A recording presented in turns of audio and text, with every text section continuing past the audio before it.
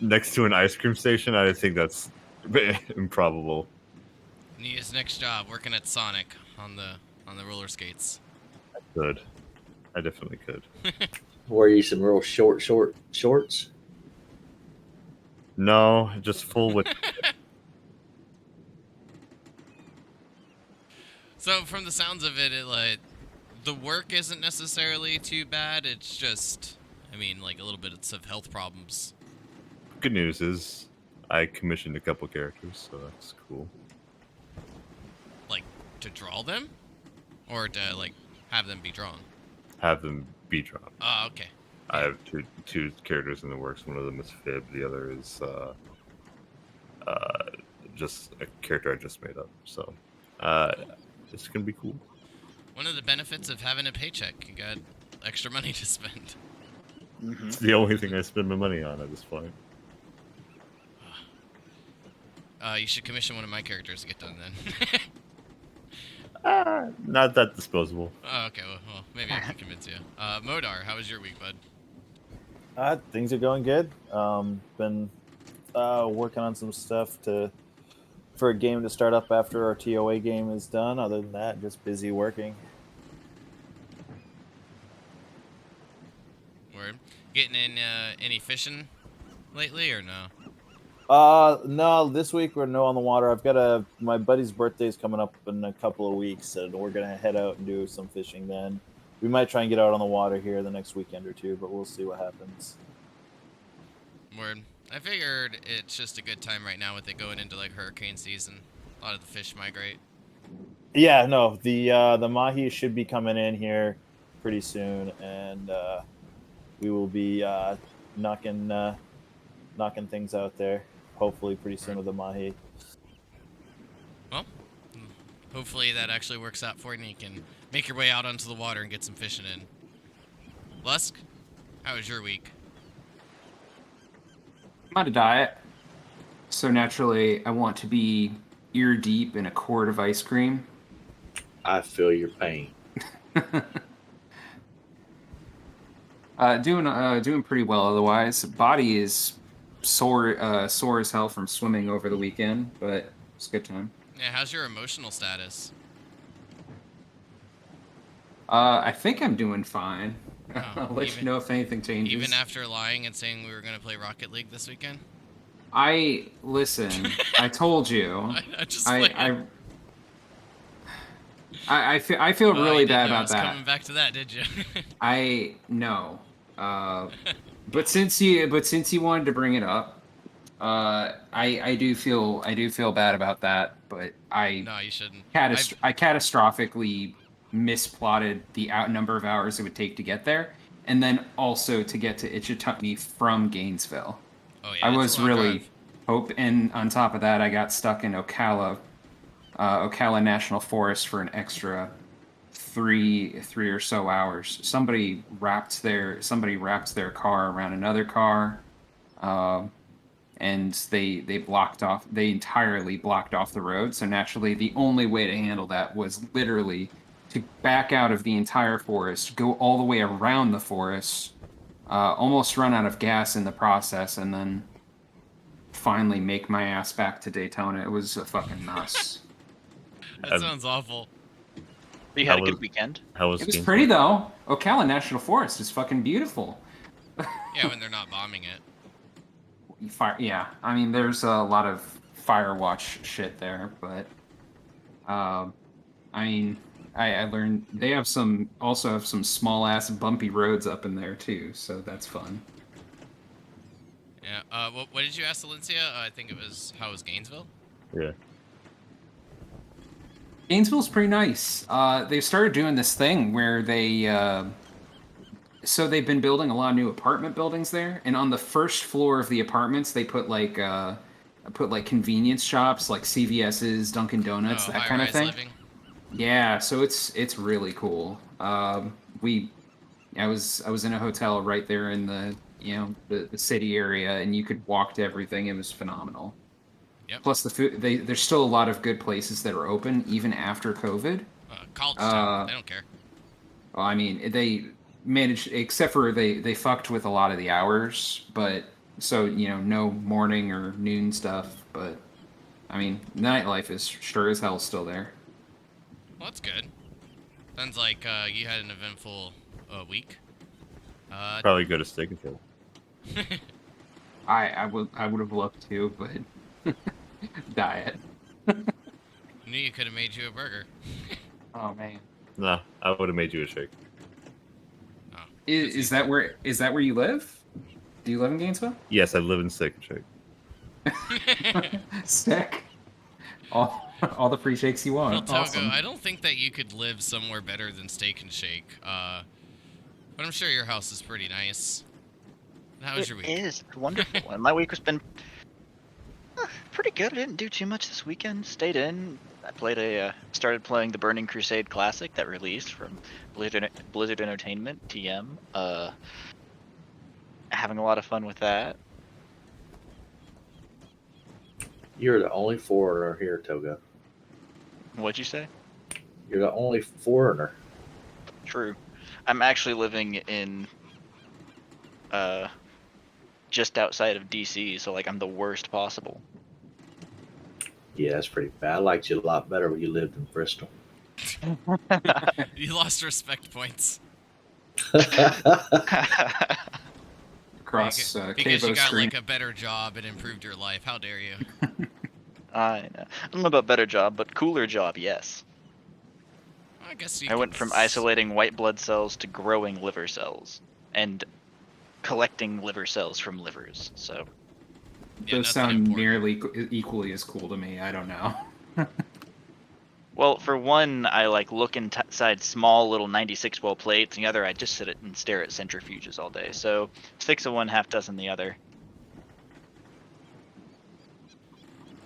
And Yep, those are things I understood.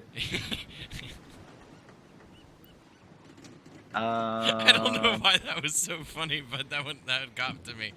But I don't know. To me, it sounds like a much more interesting job, and if it's more interesting, that can kind of correlate to better. But maybe you just like watching things spin. Yeah. Here. Well, he's got I something stare better to inside come home to anyway. Each of those little circles on there is a little well, and I stare inside at the bottom and look at tiny little islands of liver cells. Like, I think there's probably like 50 cells per island, or something like that. And I try and get liver cells to attach inside small little islands.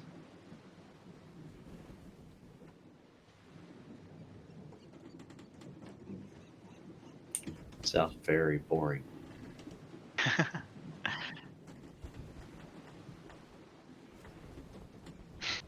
Yep.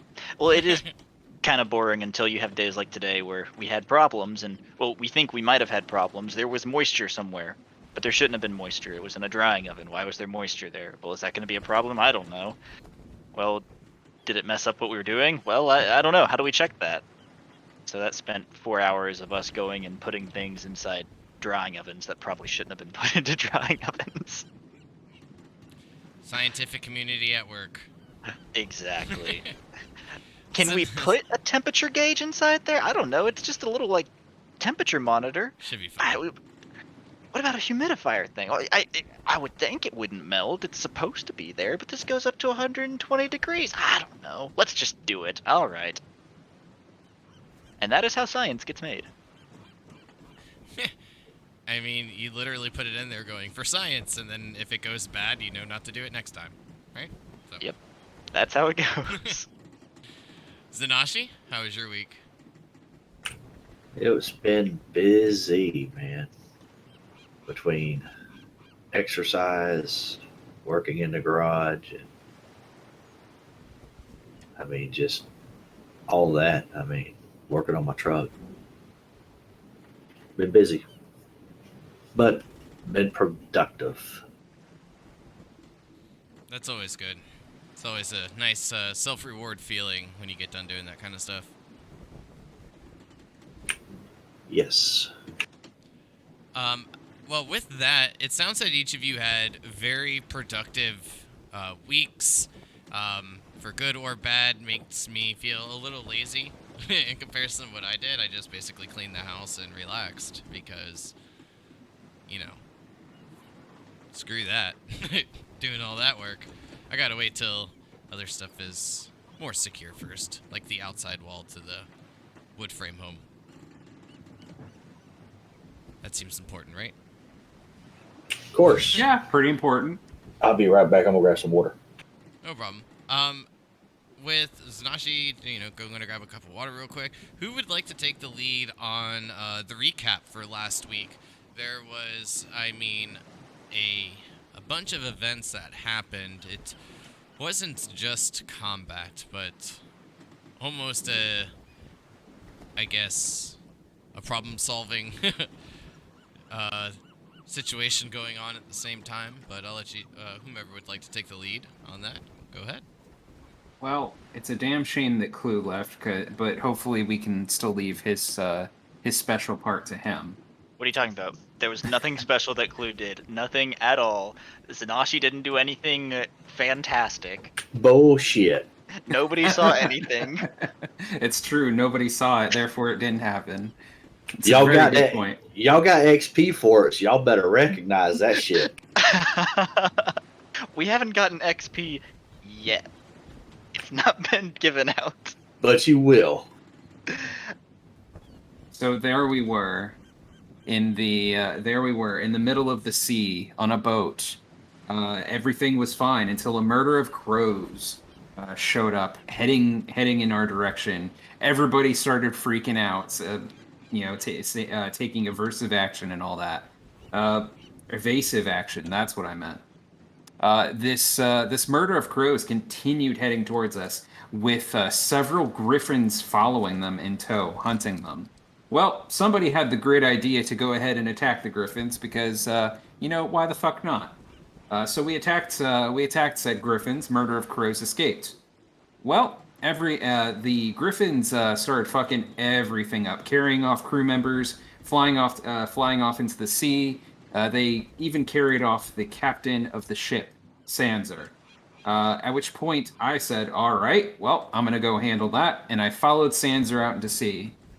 Meanwhile, unbeknownst to me and everyone else on the ship, really, the griffins who were following the murder of crows, well, they were being followed by a manticore. So the literal food chain was just following itself in a neat little line, all bearing down directly at us. Manticore shows up. I think it breathed fire on the ship, setting fire to the ship. Chimera. A chimera. Sorry, Chimera. I mix up chimeras and manticores. Chimera breathes fire on the ship, sets fire to the ship. And some of the people in the crew take nominal damage. Pretty sure some of the crewmates burned to death. Not altogether. I think it could have been a whole lot worse. The ship absolutely didn't burn down. Well, the remainder of the crew who was on the ship, including our group, fought this chimera until it went down to, I want to say, like 1 or 2 HP, single digits for sure, and it bolted, fucking left, flew like 100, 200 feet away from the ship. At which point Clue, well, he had an idea.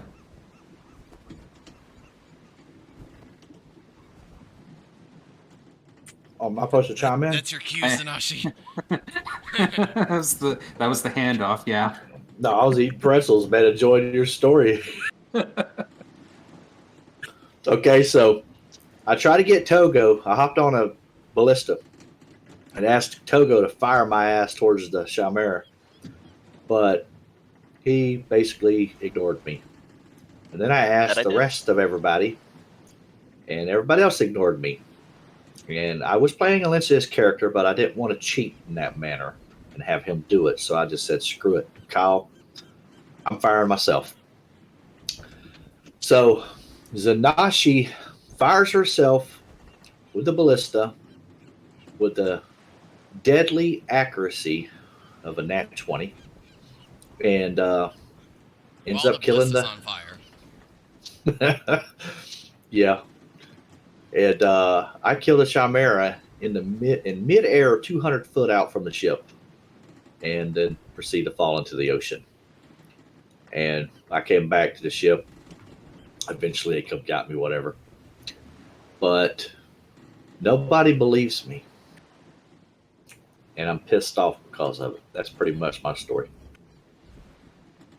Well, it doesn't help that after said chimera died, or chimera, whatever we're calling it these days, we could not find the corpse to prove that Zanashi had killed it. So it seems that any evidence of this chimera has evaded us. Meanwhile, completely almost 100% unaware of the battle, I flew off into the sea to get Sanser getting carried off by a griffin, which also was in single-digit HP. I literally unable to catch up with it. I catch up just close enough that I can shout at it, and I shout vicious mockery at it, saying, "Why don't you die, you mother?" And well, it did. It fell screaming out of the sky. Sanser went below the waves, brought her back up, resuscitated her, and then stole her sword and flew back. Sounds about right. Yeah. 90% right. of that game was battle. I would also like to point out that it was Alencia that attacked the Chimera. And also bore the brunt of that fire breathing, if I recall. Wow, this is a great story that I never heard.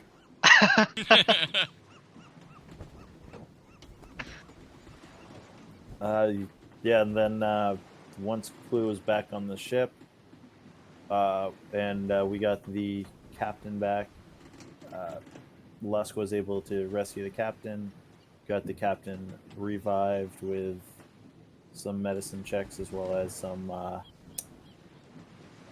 little bit of healing, if I remember correctly.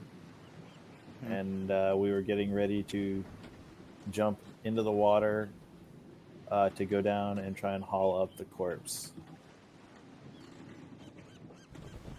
Indeed. And we did call it just as Togo and Alencia spotted the storm growing off towards the east.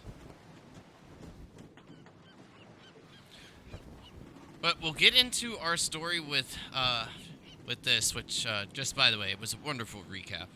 Good experience earned. But continue our story on May 6th as the sun is just passing its highest point in the sky, moving into the late afternoon hours. Togo and Alencia had noticed the storm off miles and miles to the east, growing in size. However, Zanashi, already overboard, Modar, and Lusk have developed their own unique plans in attempting to find the remains of the Chimera, just adding in another name that we didn't throw in yet, or any griffin remains if lucky. Zanashi, as you swim around, you note the water is a bit warmer than you may have expected. Perhaps your adrenaline is keeping the coolness of the ocean water away. But can you roll me a perception check, please?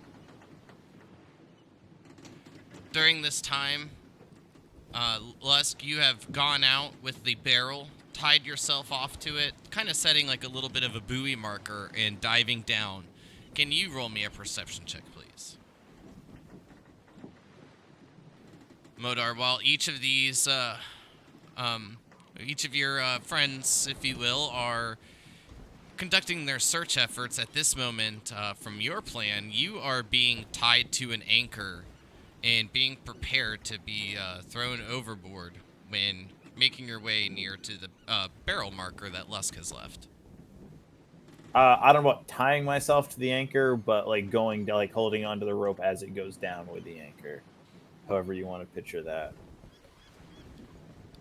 Like I'm not gonna like if you get what I'm like, maybe tie a rope, tie a second rope to the anchor and have that tied to me as I like ride the anchor down type of situation.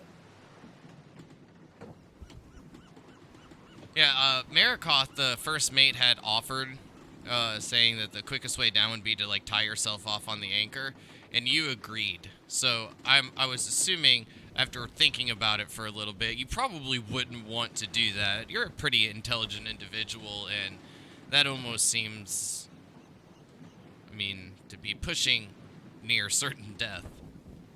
Well, yeah, no, I don't need to get pressured. Like I said, yeah, like the quickest way down, yes.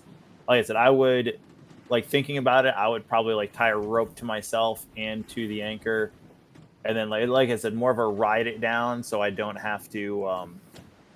That way, I can like pull myself to it, like tie the rope off, a second rope to the anchor, let the anchor go down, and then like I can pull myself to the anchor. If that makes sense. Got it. Not let the anchor down and then just pull yourself. Well, but that way I Yeah. can move. That way, if once I get down there, I'm still tied to the anchor, and I'm still like I don't get lost down there. You know what I'm saying? Like just following the anchor down without it, without a line to it, depending on the currents, I could definitely get lost, and I don't want that to happen. Okay. But yeah, no, I don't know about necessarily going down with it. But yeah, like pulling myself down the line. Yes. Zanashi, as you're swimming about, being or already having left the elf mutilator, your great axe, back on the ship, you find yourself to be able to move around with very little issue. However, while looking around, you don't spot anything.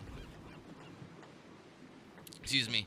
The wake's going up and down. Sometimes your head poking above water and then back below, and the little bits of burning sensation that meets your eyes looking out into the sea.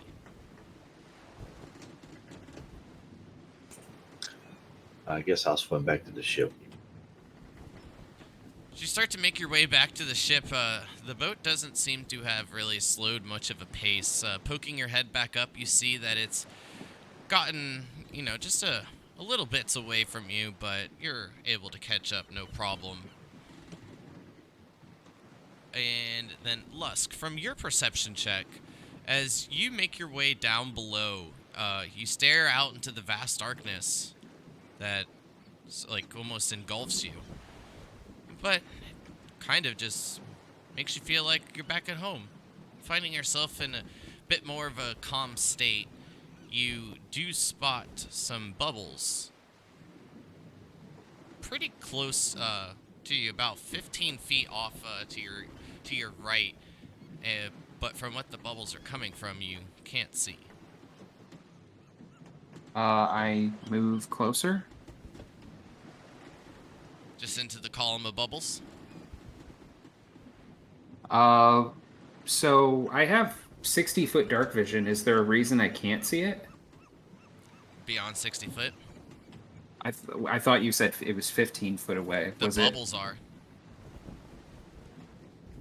it? But then below so is just darkness. Got it. So, how deep am I currently? Looking back up, it looks to be about maybe 15 to 25 foot. I will go the length of the rope down. Okay. At this point, you begin to like swim down more and more, and you begin to see the sea floor. You catch a glimpse of what looks like a fairly large creature down below. However, the ship begins to come a little bit closer, and it obscures the vision just a bit. You're unsure of what it exactly is, but you can make some safe assumptions. All right. I will come back up to the top. And I will whistle to the ship. You see an orc place his hand just above like his eyes, kind of blocking the sun out, and points. You hear indistinguished shouts. Throw some rope down, will you? I think I found it. The boat getting closer and closer. Then you hear a splash. Then you see the rope get tossed towards you. Perhaps some chain wouldn't be a bad idea. Modar, being at the marker, the crewmates will throw the anchor over after making sure that you're well secured, and you begin to sink quickly. Sanashi, you've made your way back onto the ship safely, and you see like everyone just kind of looking over the railing. A couple up to the front, but most of them off to the right side of the ship. You see Togo, Alencia, but you don't see Lusk or Modar.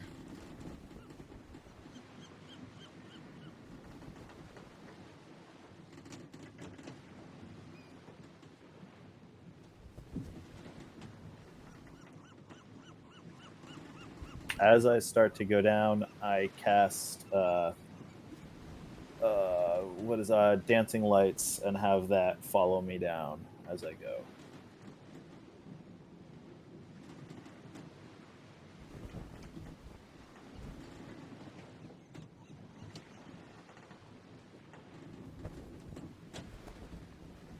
Okay. Lusk, you get your chain, a bit of chain and some rope.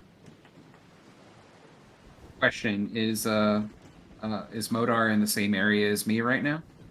Pretty close. You haven't seen him, Okay. but the last you had noted he was on the ship. Is the ship adjacent to me and has it set anchor? You haven't heard anything, but you've heard a large splash. And the ship is fairly close. It's maybe 20, 25 foot away. Okay. All right. In that case, I would like to swim the length of 50 foot down and tie the rope to the end of the rope. Well, as you're making your way down, you'll see this bright light that catches your attention. As you look over, you see just these vast amount of bubbles going up. The light giving a little bit of visual to the anchor. And you spot Modar going down with the anchor.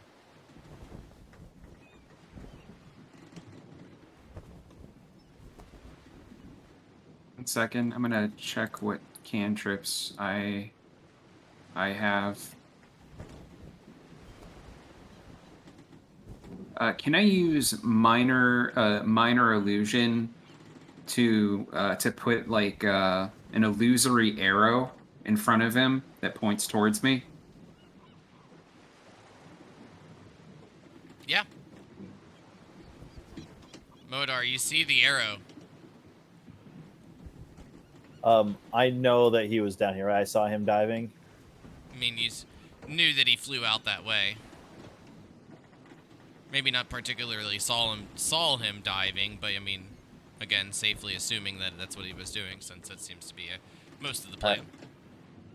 I point my finger in that direction, and Lusk, can you hear me? Casting message. Yes. Come over. I found it. Excellent. And I'll start moving in that direction I'll start moving in that direction once the anchor is all the way down, or once I feel it's safe. Well, you'll get down to the bottom fairly quickly. You look up. You can see Lusk still swimming down, fiddling with bits of rope, and you begin to untie the little bits of rope attached to you that are attached to the anchor. And as you look around, the seafloor sediment is plumed up all around you. It's almost as if a dust storm is coming through, but each of the sediment just slowly falling back down to the seafloor. Can you give me a perception check at disadvantage? Absolutely. Oh, was that to me as well, or For him. Okay. You've already, spotted it. I don't think any checks are really needed for you, but he has a good idea, but lots of dust. There's just too much sediment, like, floating about. As you kind of, like, make your way through, you find I do have those dancing lights going around. Yeah, it's not a matter of darkness. It's like a plume of, like, essentially like the dirt from the floor. Okay, all right, gotcha. Like concealment or obscurement? Yeah, obscured vision, if you will. But you do know where Lusk is. As you look up, you can still see him swimming down. He seems to be, just off to your north side. I'll start to move in that direction. The direction that I feel that he was pointing me in.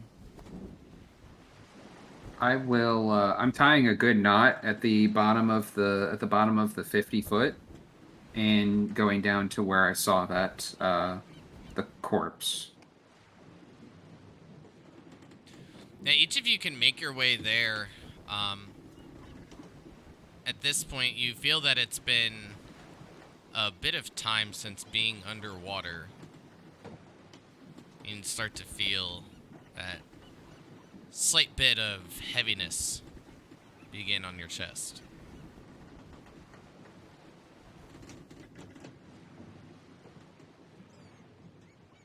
I believe, with my constitution, I believe I can hold my breath for actually a couple of minutes. Do I feel like it's been that long? No, I'm just giving you like a little bit of like a warning, if you will. Got it. I can breathe underwater for an hour. Unless this is a depth thing that you're talking about. No, this is, just holding your breath. Yeah, I'm not holding my breath.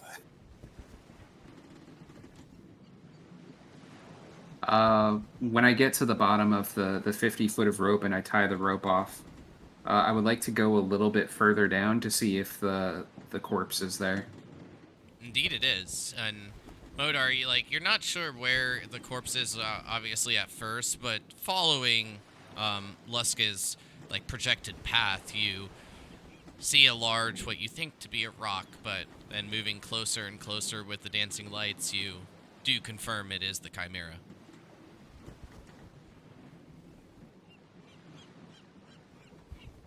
All right, then I'm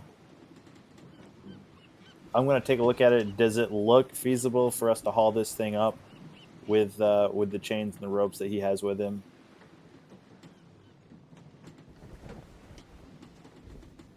It's definitely going to be like a feat. It's still a large creature, but hauling really a lot of stuff out from the sea is a little bit lighter, but not too much.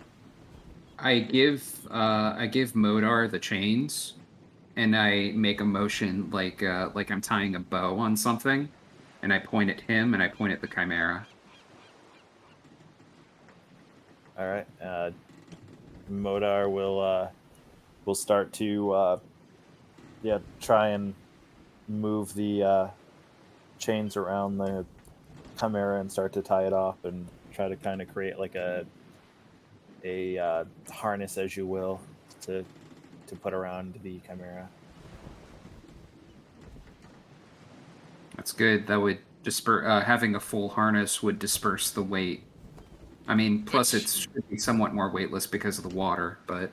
I'll give you bonus points if you remember correctly, because I have it written down, plus from the VOD, but as long as you don't choose the head that Zanashi hit, which head do you put some of the harness around? You have a 2 out of 3 chance of being right. That Zanashi hit? Well, I mean, Goat head. Zanashi, you weren't supposed to tell.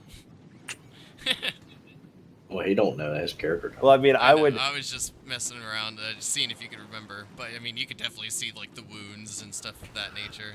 Of course, I remember, man. Oh, I meant That was glorious. I'll be honest, I did not remember which one he hit, but Modar would definitely take a look and see which one looks smashed in. Something tells me we know exactly which one was caved in from her axe. Yeah, as you look at the ram's head, you'll just kind of be, slightly taken back a moment. Wow. Zanashi actually did kill it the way she said. Because you definitely saw it fly away. And it didn't look like that when it flew away. But it's luckily that you can breathe underwater for a good bit of time. Lusk, are you going to stay and observe, or you going to start to make your way back up? As soon as I gave him chains, I was going back up. Okay. Well, with Modar's, kind of unique racial ability, being able to breathe underwater for just an hour of time, you definitely got enough time to get that secured.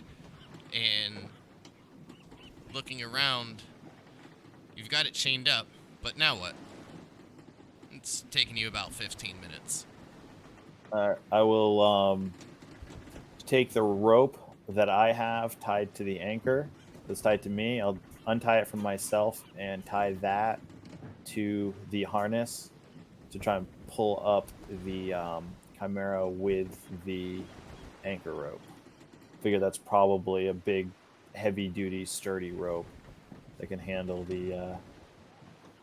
That should be able to handle the extra weight. What I would want, what I would be doing from the wow, what's the top of the boat from the bow? Sweet God. The mast, the bow. The stern? Yes.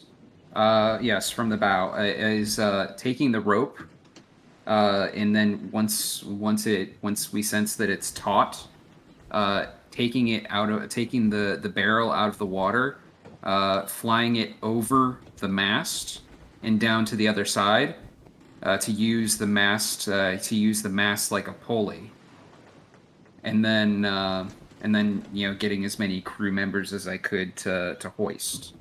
Out of curiosity, how many anchors does the ship have? One. Just the one? All right.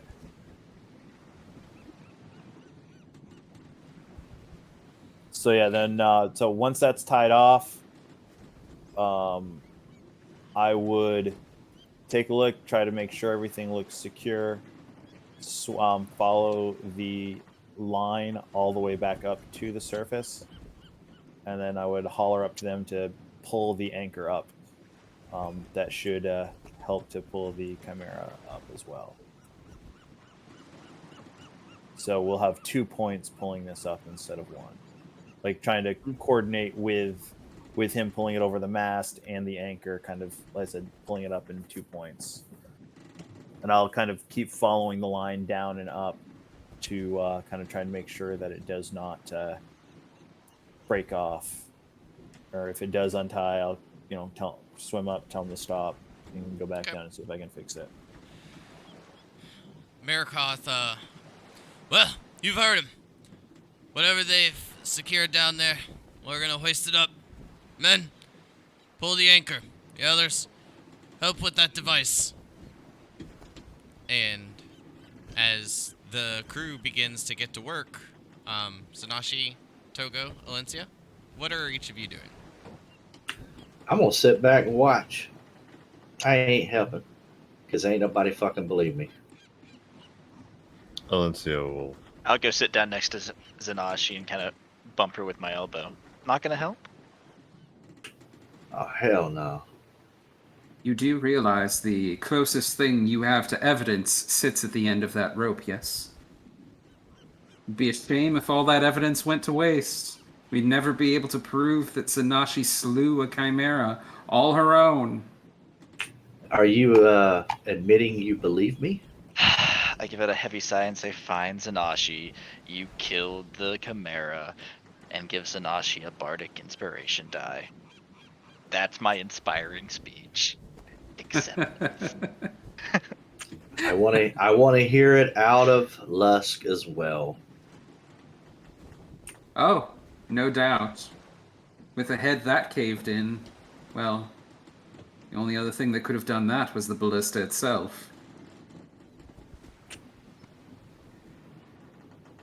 And- That I fired, but it was my axe who finished it off. All right, I'll go help. Let's see what we're saying, bud. For the record, I do believe you as well.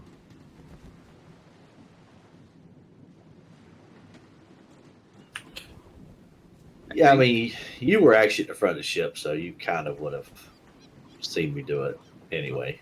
I did. Valenza's the only one who would have, yeah. Yeah, you were the only one who really had a better chance of seeing it happen. The other ones were kind of paying attention to the captain who just been drug off the ship, and they were trying to get her back. Just felt like I should tell you. Thank you, Alicia. It means a lot. And she'll help and do what she's told. I feel like with Zanashi asking Alencia to like pull the ballista latch or the trigger in order to shoot Zanashi off, Alencia definitely would have tried to probably, or more than likely, try to talk her out of it, and then just stared in astonishment when Zanashi was like, "Fuck it, I'm doing it." Probably so. She was not complicit in that. Well, as everyone works together, the anchor and the rope seem to be working quite well, and you begin to see the large shadow of the anchor and the creature making its way up from the depths. At this point, can each of you give me a perception check? Or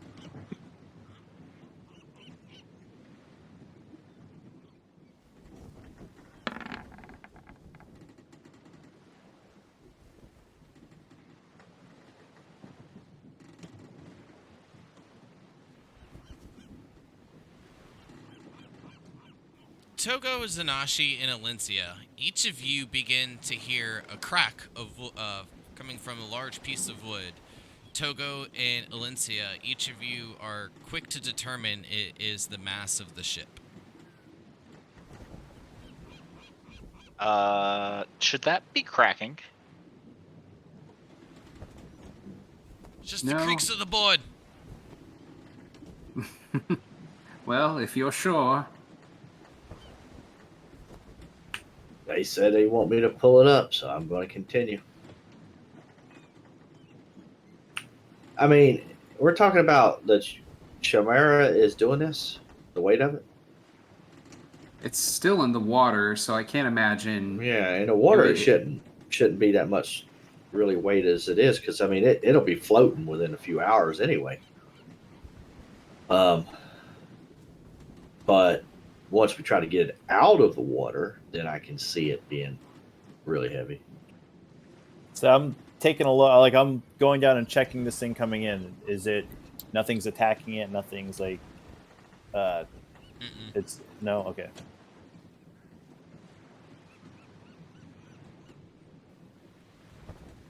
Keep going up and up. Eventually, when the anchor and the chimera rise out of the water, each of you hear bits of loud pops, cracks, and snaps of wood.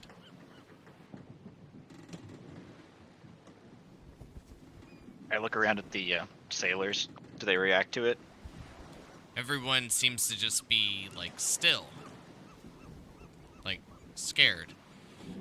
People slowly turning their heads, looking around.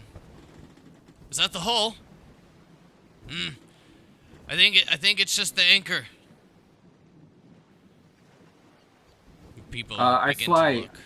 I fly up to the mast. Does it look like it's cracking? You can I go- definitely note couple of large splints of wood. It's definitely a bit damaged, but not too broken. Maybe we should just cut off the heads and let the body sink. Let's tie it to the side of the ship for now, and then hoist it up. Or we could cut it in pieces and hoist it up. Let's get the weight off the mast. Yeah. So getting the weight off the mast, we'll try and shuffle it so that it's just tied to the side of the ship. I mean, it's a ship like this. They've got to have some sort of Some kind of like keel hauling, yeah. Yeah, they've got to have some sort of even just pulleys and whatnot that you can use to lighten the load. What do you want to call? What do you call those things? Tackle. Yep, right? block and tackle. Block and tackle. Right. Yeah, they've got to have some sort of block and tackle that we should be able to use. Normally, I believe that reduces the weight of the encumbrance weight by 8 times. So. Yeah, it's a great idea. It can be done, and getting the weight off the mast definitely seems to be a good call as well. After pointing out the bits of damages, you'll just hear a couple of sailors. That was a great idea, but that's definitely not what that's made for. Too much weight, that thing could have snapped. We would have been stranded. I mean, I would rather not be stranded. And then as everything gets secured with the Chimera, you can feel the weight from it kind of just slightly tip the boat off to the right. You can feel that little bit of a pull. It's not much, but it's definitely noticeable. But after everything is secure, you'll hear Sanzer's voice call out. My swords are gone. Where could they be?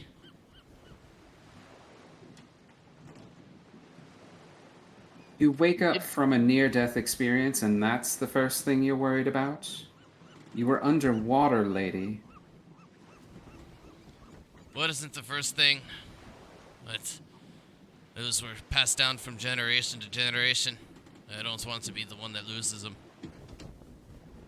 Well, I suppose you could always go diving, but I wouldn't suggest it.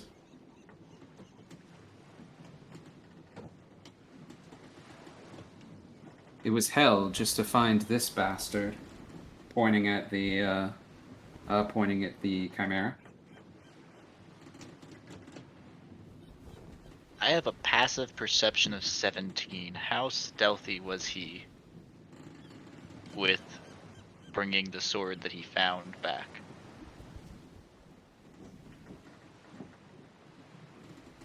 To be fair, I believe Les just said that he puts it away. I'm imagining just sheathing it, putting it underneath like a cloak or in a bag or something. Concealing it in some form of the manner. Okay. Definitely wasn't swimming it within hand trying to get the Chimera. No, it's currently concealed under my very baggy winter clothing.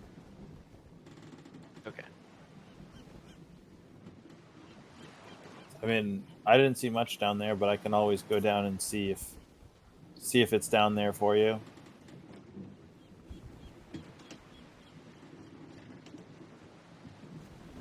I couldn't ask you to do something like that.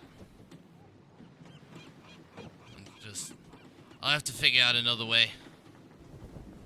Are you sure that you didn't see it when it was down below?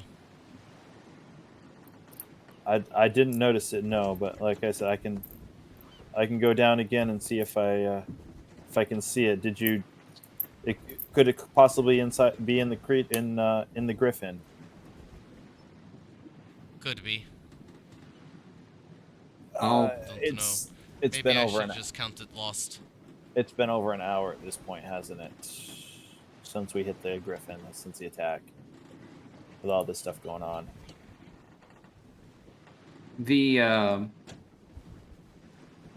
Question: is the Chimera on board at this point? It's like suspended on like the side. All Um, right. if I can still sense the griffin, I'll try and swim towards it. If I can't, then I'll try and go down towards where the chimera. Well, no, the chimera was in a complete. That was in way off in a completely different direction, wasn't it? Yes. Mm-hmm. You definitely Yeah. wouldn't sense it. Yeah, no, I can't sense that, and it's. I think that's good for an hour, if I remember correctly. I think it's been more than an hour.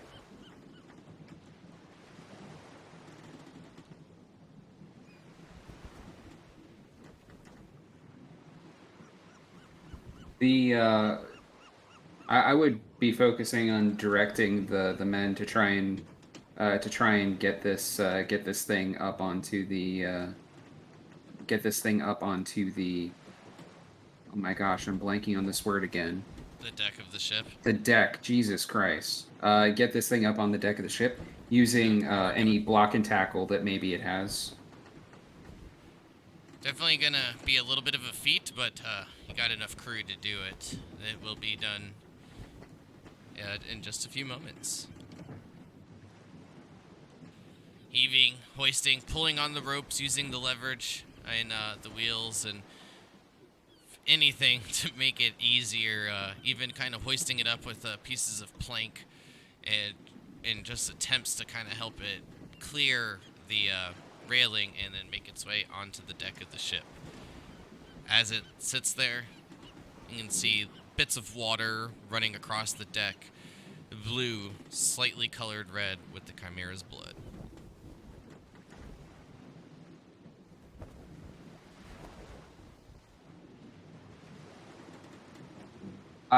Speaking to Zanashi.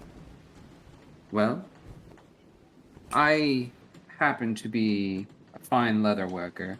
Perhaps I wouldn't want to take your kill without asking. But do you mind if I harvest it? Might be able to make something useful for, well, armor for myself, but also maybe for you as well. I don't have any need for armor.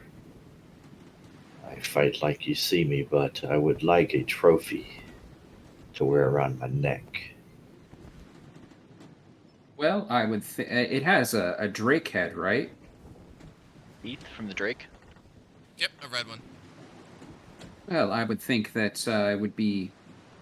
It wouldn't be a terribly difficult matter to make a necklace of the drake's teeth. Perhaps we could varnish one of the eyeballs and have that as a gem in the center.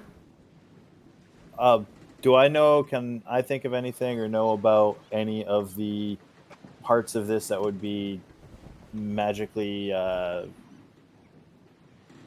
I would be interested in harvesting for magical purposes? I mean, practically any part. Some gonna be more, I guess, magically entwined than others, but still a good find overall. I would, on the rest of our journey, I would go through whatever books I have or whatever I can find and try and figure out what I can take off of it and try and harvest whatever organs or parts would be that I can use and manage to preserve as well with whatever the captain has on deck on hand. Sounds good over there, Lusk. All right.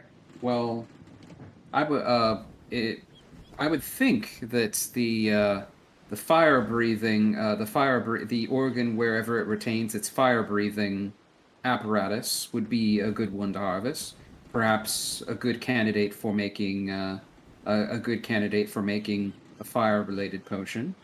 Perhaps resistance or maybe something more aggressive if you harness the juices correctly. I mean, your guess is as good as mine. You're the magician. Yes, indeed, yes. Once it's on deck, I would like to get to harvesting its skin, which I presume is probably partially scale, partially fur. The head and neck of the red dragon is red dragon scale. The most of it is fur, that of like a ram's body.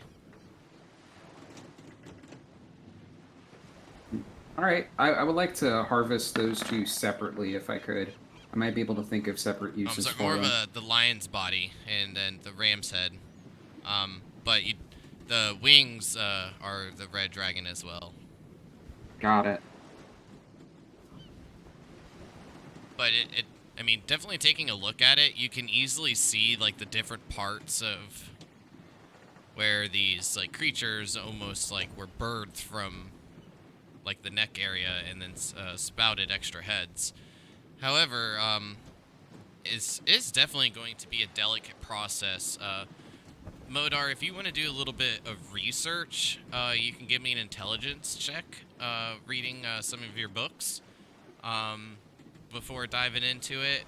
But Lusk, if you're looking to harvest, the skin or scales, I will need a leatherworking check. Okay. Togo, I hate to ask, but would you mind if would you mind giving me a pep talk before I go ahead and jump in and get my hands greasy? Oh yeah, nah, you got this. You got this. You're gonna go in. You're gonna finally peel back that upper layer, really get to the fascia, and just peel it away from that bottom part, the muscles there. That's really what I would do. Just try and get one nice long clean cut, and then just work your way from the center, going out and around, getting just in between that upper dermis layer and that fascia there. I was asking Togo, but then I realized I asked Kavo. It's like, oh wait. I will also give you a bardic inspiration die, Thank you. but mostly just with suggestions about how to do it. Got it. Nope, that was great. Thank you. I think the first part was more useful than the second, though. All right. Am I rolling? Is this a straight roll, Kyle? Yeah. All right. What level is your bardic? Is it a D8 or is it a D6? It is a D8. All right. I'm rolling that plus a D8 then. And that's a good start. And that's a great end. 33 total. Well, repeating all the stuff that Togo relayed to you, you just keep running through that process that everyone here totally understands with no issues whatsoever. And None at all. and you begin to peel back the scales bit by bit, and the knife just seems to go through almost as smooth as butter. I probably sopping wet and covered in blood at this point. I think that was good advice, Togo. I mean, I'm pretty good at that kind of thing. Like, I've been around a time or two. It's just kind of common sense, right? Is there a poundage of chimera scales I should add? 15 pounds of perfect red dragon scale. Oh, red dragon scale. All right. Modar, as you're going through like your books, it's gonna take a little bit of time, but so will the skinning process. You'll note that with the creature being almost that of 3, it's valuable in nearly everything that you can think of. The scales, the skin, eyes, hearts. The organs may or may not be valuable, depending on what you use them for. Maybe if you find the right person. But back at Vala, there's a lot of people that always are looking for unique and interesting things. I'd say go for the liver. Usually that's an important one, right? I will start to trying to start to pull out and go through whatever I can.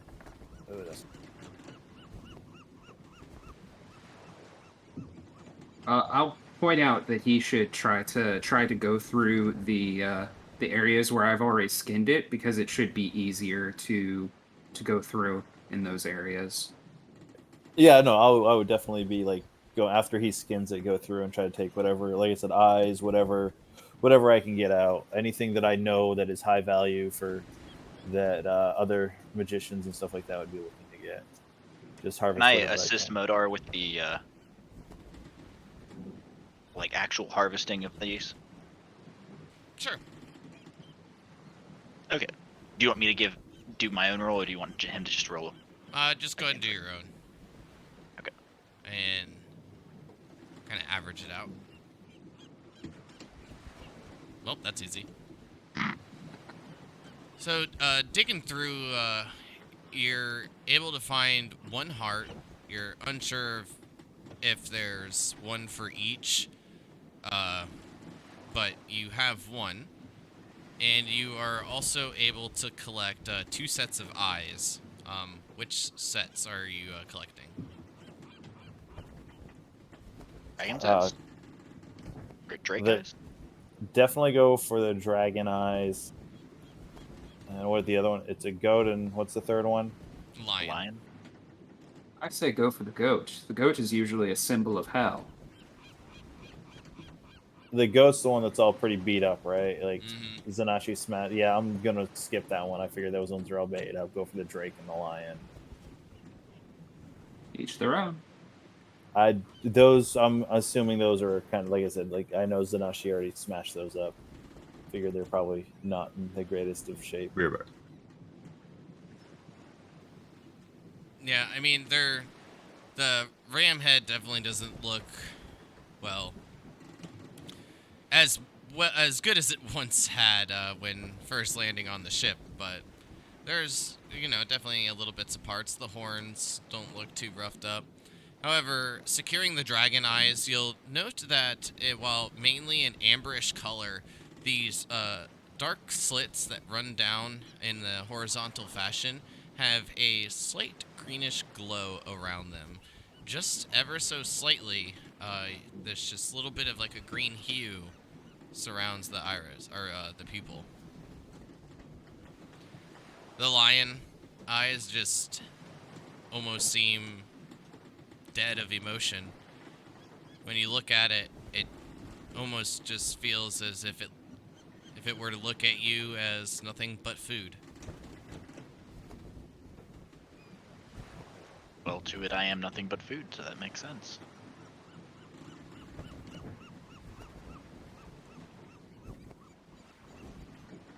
Well, with the sails raising, we'll keep the ship moving. Keep our eye out for any other danger that may lurk in the sky. Looks like we're is it missing normally a few like that numbers. out here?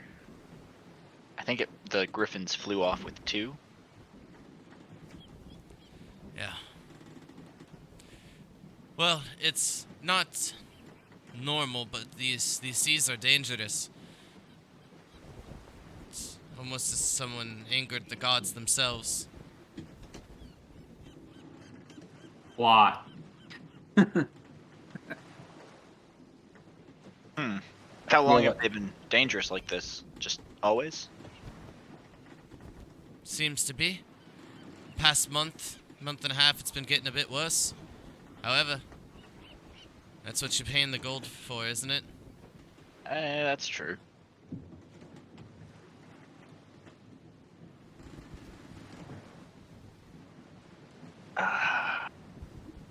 But, I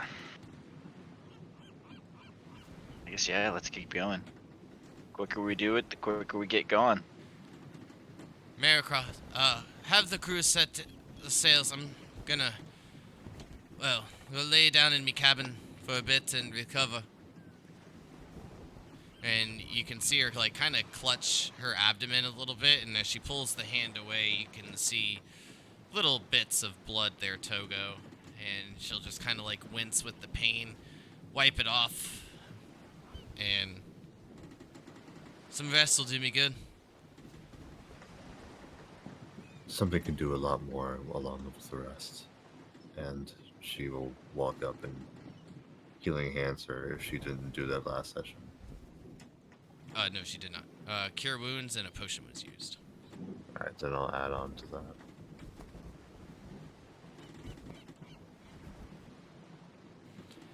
You can see that the wincing has definitely subsided quite a bit with the amount of medical attention each of you have provided at this point. She places her hand back on her abdomen. This time, when pulling it away, there's no blood. Well, Get that free one in while you can. still feel a bit sore, but perhaps it's just best to sleep.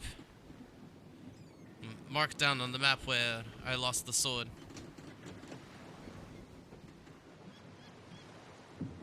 And then you'll hear Marikoth shout out to raise the sails once more, and he'll take the helm as the ship continues to sail on.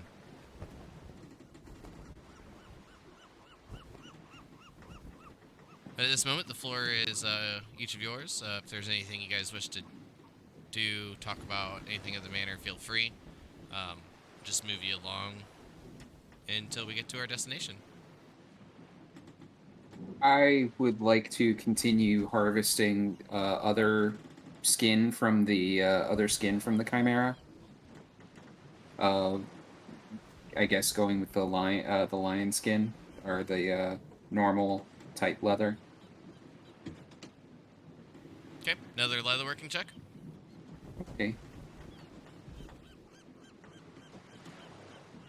All right, I'll roll it. Yeah, Okay. comes out pretty nice too. You can add 50 pounds of perfect lion skin or lion's pelt. But with the amount of lion pelt to kind of skin off, this will take you practically into the night. You know, taking little bits of breaks here and there to rest your hand. Keeping it steady for that period of time is definitely a little strenuous. Could I also can I also collect some teeth for making a necklace for Zanashi? You could. That's going to take additional time, of course. I would be okay accepting less lion's hide to get that completed. Okay. Well, with your previous checks, you can add a set of the dragon's teeth. And then just put it down to 25 pounds. Okay.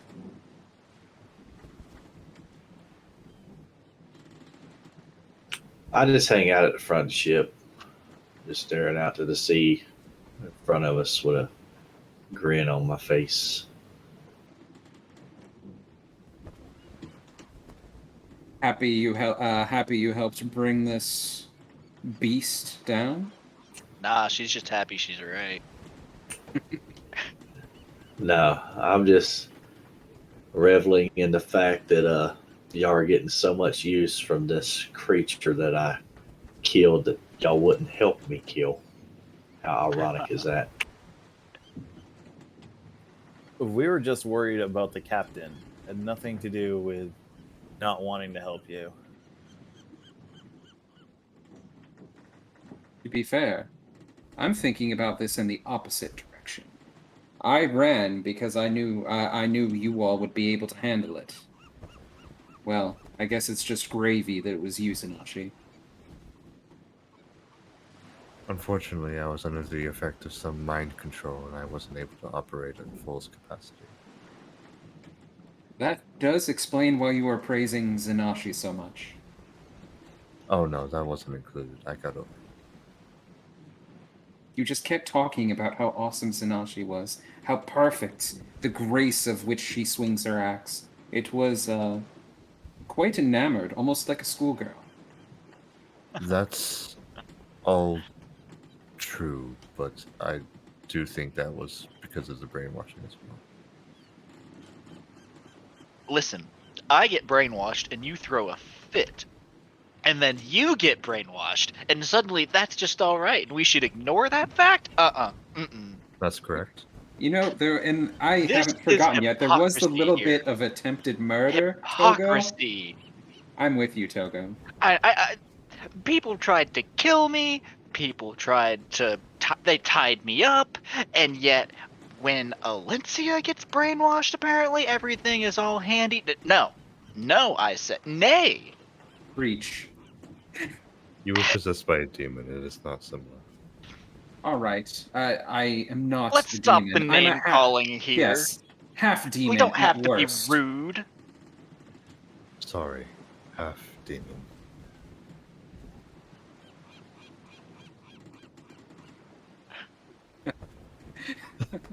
The Togo tag team is real. Just so you know, inspiration for your defense of, yep, that's right.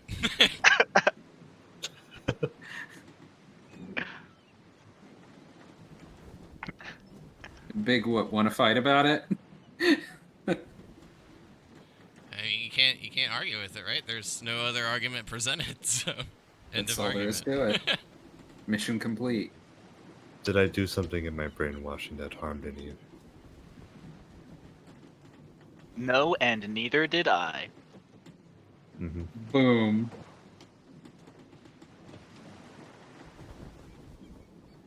Well, ship continuing on.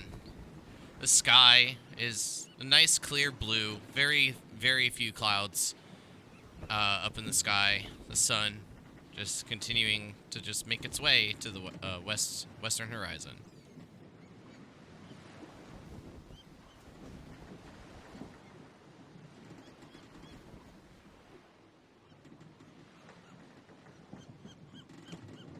Eventually I will. We have actual cabins, right? That is correct. I will retire to my chambers and we'll message you something.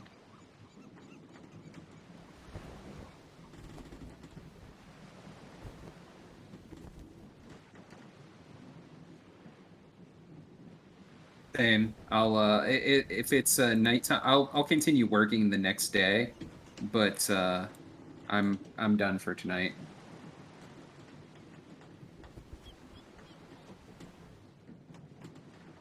All right. Does anybody else have anything that they'd like to take care of before moving on through the night?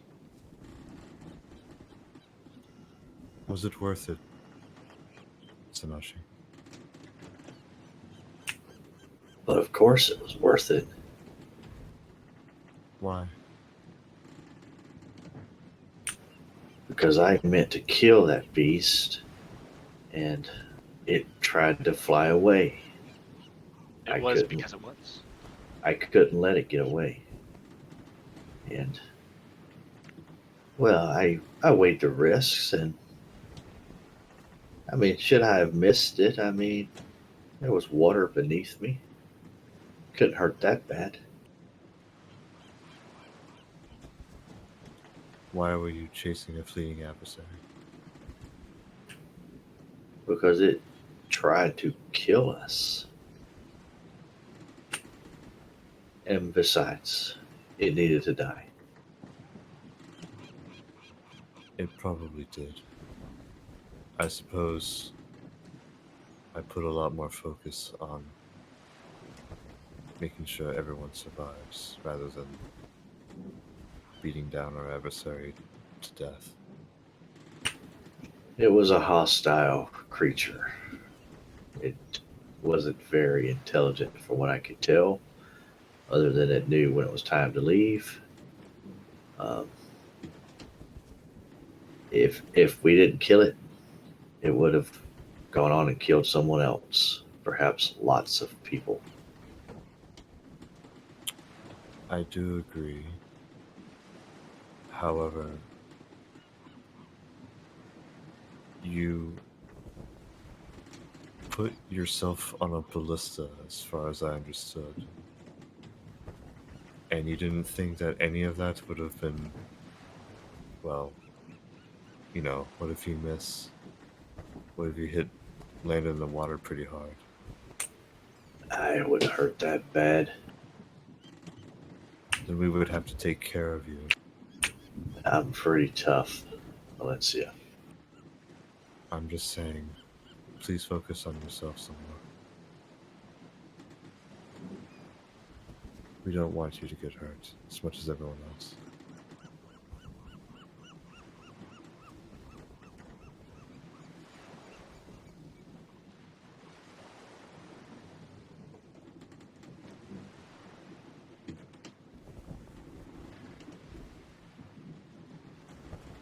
Being reckless is fine, and you can certainly take a lot of hits, but I suppose I would prefer if you didn't.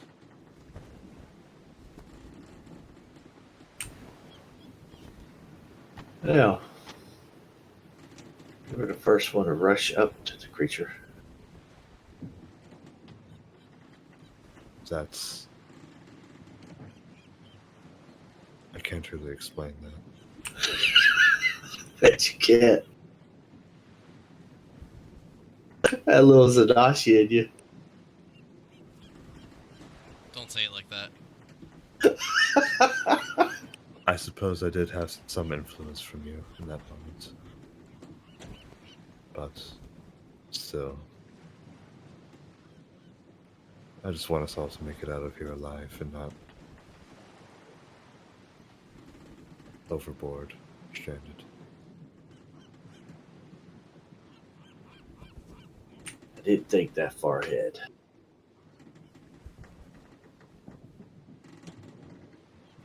That's okay. My concern was not getting back to the ship, it was killing the beast. And by God, you did. So, congratulations. It was pretty awesome. And thank you. It was awesome.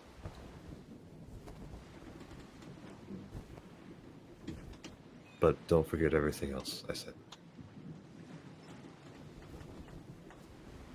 Gotcha.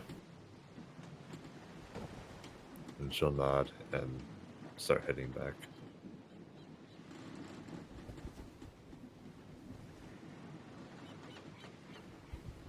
I guess I'll go get me some sleep too.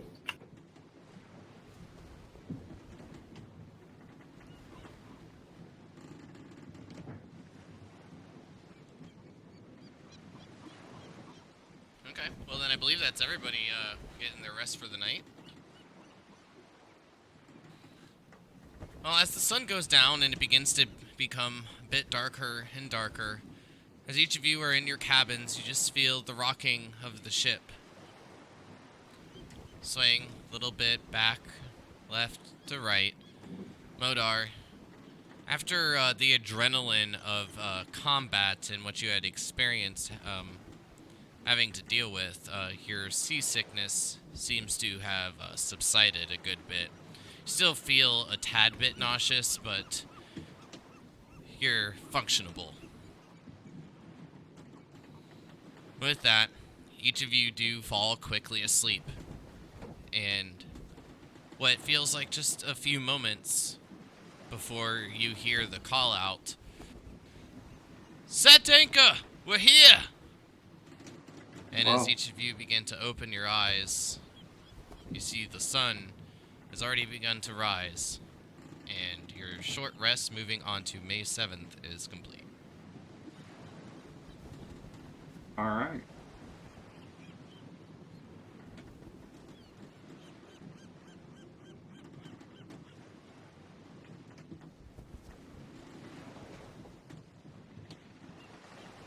Short rest.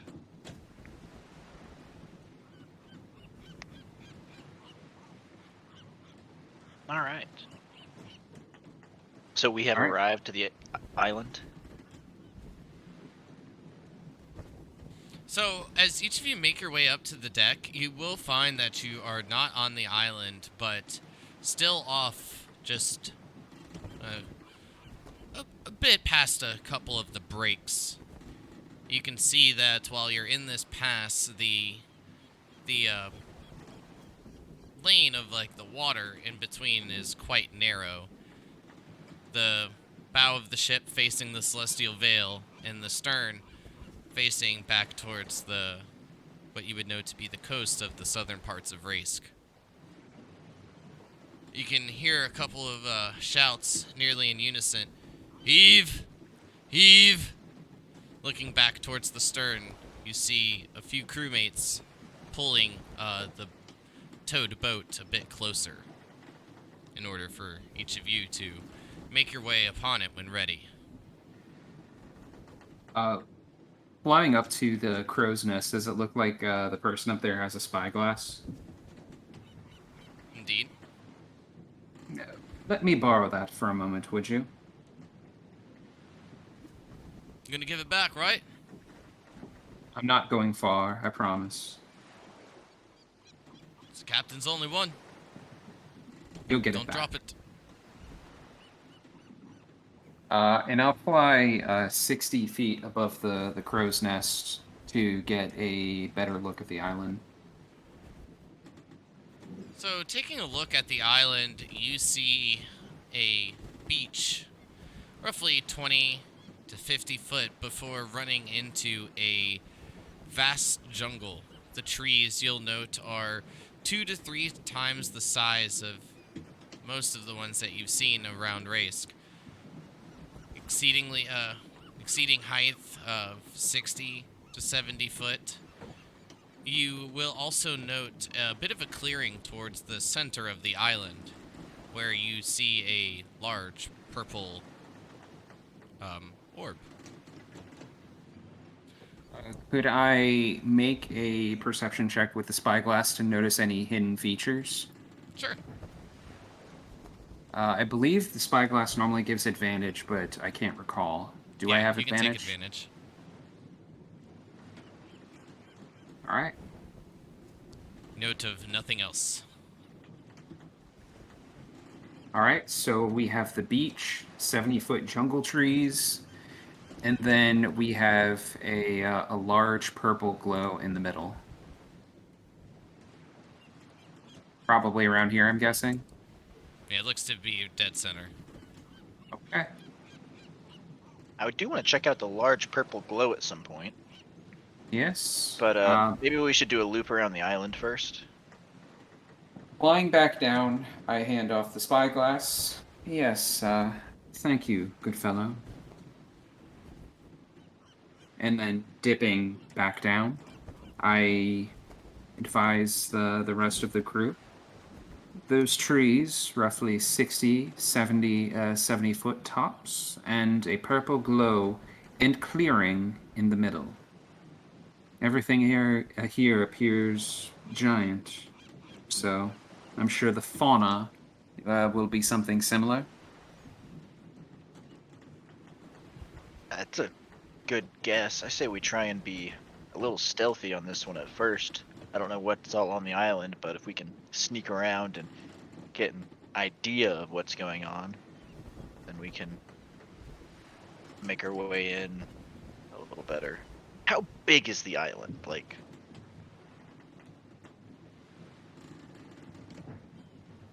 Perhaps, Seems to be fairly large.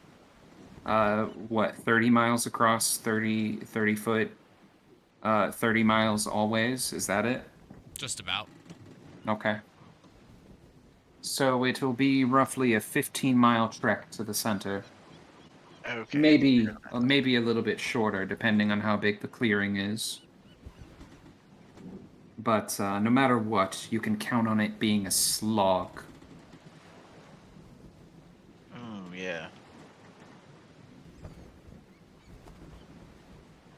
Oh, we will see. Well, do you know of any place that's better to land? You've never been on this island, have you? Even before this all happened? I mean, do I feel like I have any memories of this island? No, you don't. Do I feel like any of the alternates do? No. And what about you, Captain? I know you said you won't go now, but have you ever gone ashore? Shake her head. many years ago, but it's been quite a bit of time. It's best to wait till high tide. And then you can make sure that your ship, the boat, will be a bit more secure up on the shore. Yes, I'm sure we can pull it into a cavern or some type of overhang or something. Sounds perfect. Do I see any? Did I see any good spots on the shore that looked like that? You saw bits of like rocky terrain, but I mean nothing too rough. Okay. And I will, like when we get ready to leave, I'm going to try to do my best to store whatever, all the stuff that I was able to harvest. But I'm going to leave it on the ship. Leave it with the captain.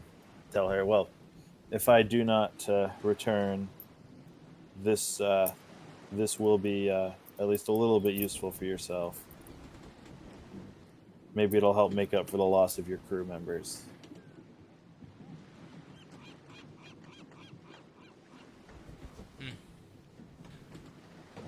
Most of the funds are gonna have to go towards the family. Not having any income coming in, at least hold them over for time. Like I said, if we don't return, if due, I would definitely, we'll help any way we can. But I'd hate for these to go to waste on that island if we don't make it back. Well, then just don't die, right? That's the plan. Fingers crossed and all that. Before I go, I'd like to go below deck and grab some rations.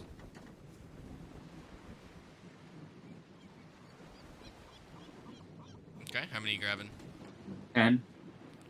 10 rations grabbed, got it.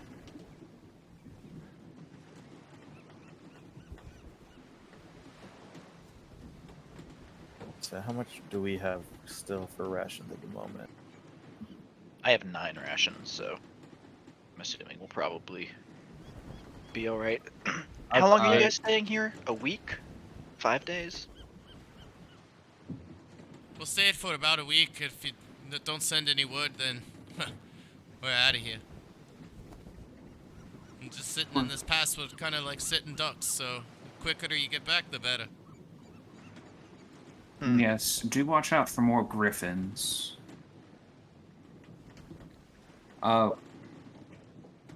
Question. Well, it'll only take you a few days. If you need to leave the area, I should be able to contact you as long as you are still alive to get you to come pick us up if you need to leave the area. I understand. Do what you have to do to keep your crew safe. As long as you're willing to come back for us.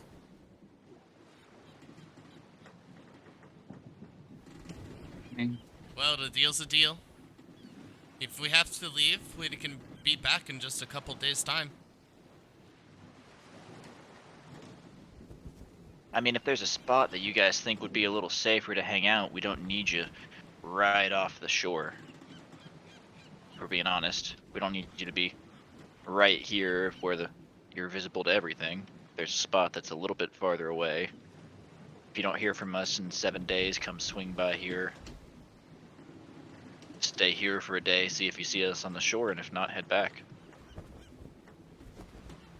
Fine. We'll make our way out to a little bit parts of the deeper parts of the sea. And birds don't fly out too far. Well, not too much food out there for them to grasp. All right. I think that's fair.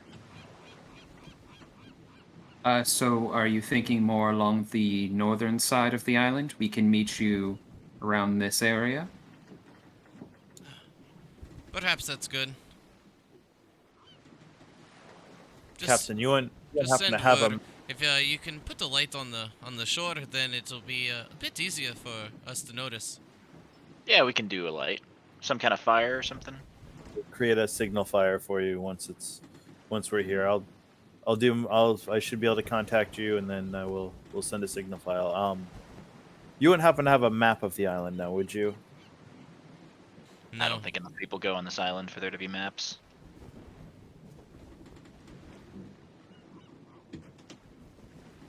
No, and unfortunately, I don't. Well, never hurts to ask, now does it? Thank you.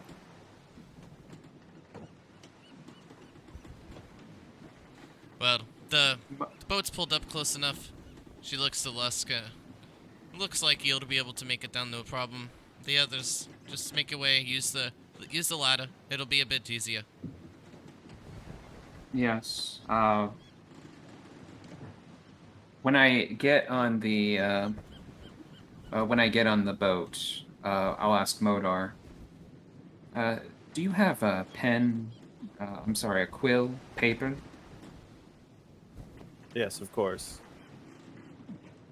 I could use an illusion, cast it over the paper, and you could use that to draw up a little map.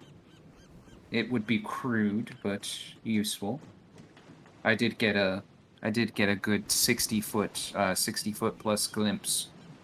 I guess it would probably be closer to 80 or 90. Overhead, I suppose you could say. Yeah, that could be useful to create a map as we go.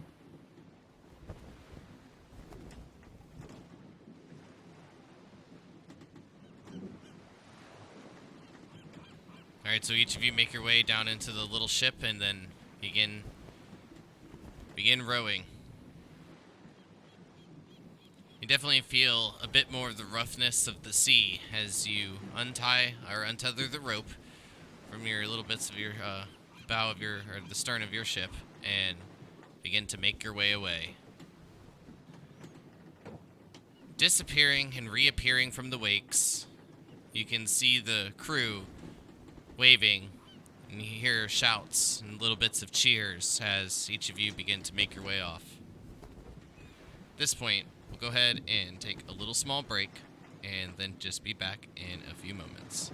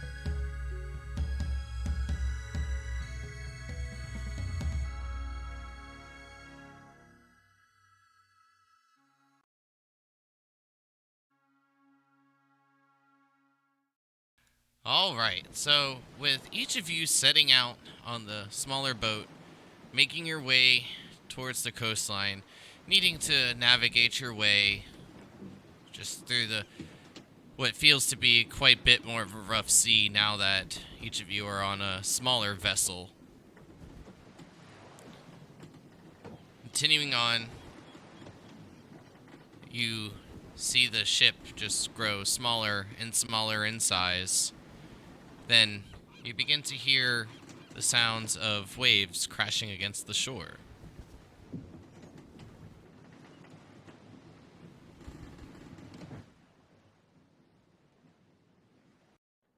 All right, almost.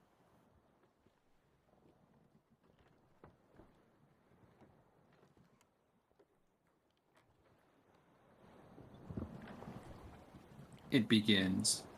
Is this going to be an effect? I guess you can say that, yes. Well, I mean, I'm asking because I get advantage on deck saves against effects that I can see why I'm not blinded, deafened, or incapacitated. Yeah, you can have advantage on it.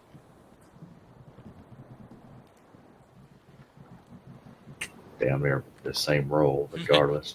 Well, as each of you are riding out the wakes, making your way into the first break line, the sounds of the waves crashing upon the shore grow louder and louder. Feels more violent the closer that you get. Each of you are able to hold yourself sturdy and just more so enjoy the ups and downs created by the waves. You continue getting closer and closer, eventually making your way onto the shore.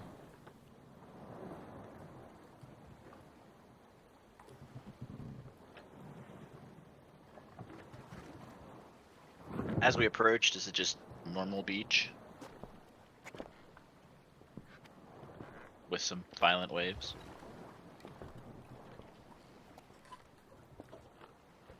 So I go on the shore with my axe drawn, looking around. There we go.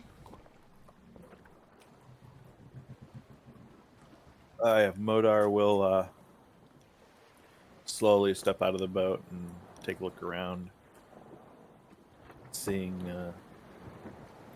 trying to take everything in as he moves around the island.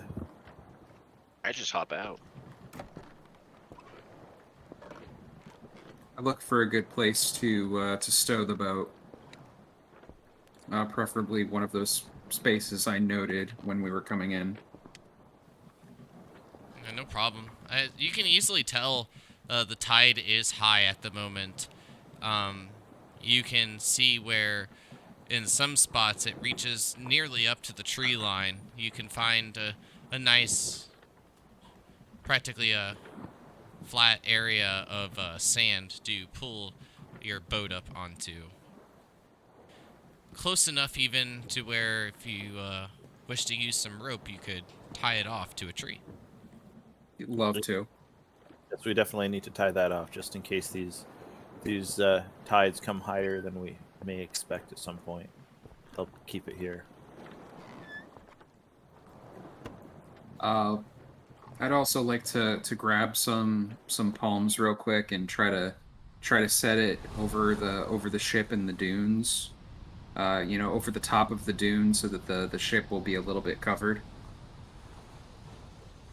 And then burying the branch in the sand, the branch end in the sand, so it'll stay in place a little bit better. You got it. So as each of you are taking little care of in particular things after you each make it on shore, as you all look around, you can see the ship off to your northwestern direction. You see off to the north and the south just seems to be deserted. Empty bits of sand before running into the tree line. As you look into the tree line, you notice that it's practically resembling that of what you would be familiar with as a rainforest. Just thick tree line, and you look through. eventually finding nothing but darkness. It's quiet, other than the waves brushing up against the shore. It's all the sounds heard.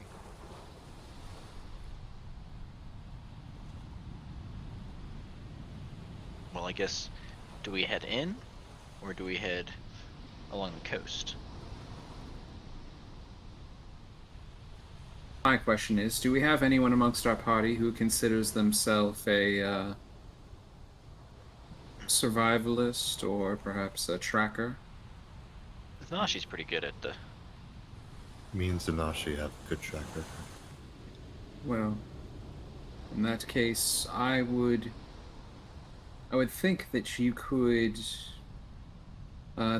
lead the way. I'm thinking I can fly amongst the canopy and let you know if anything up further ahead looks particularly dangerous. I'll just stealthily stalk the canopy to watch your movements. Take cares for you.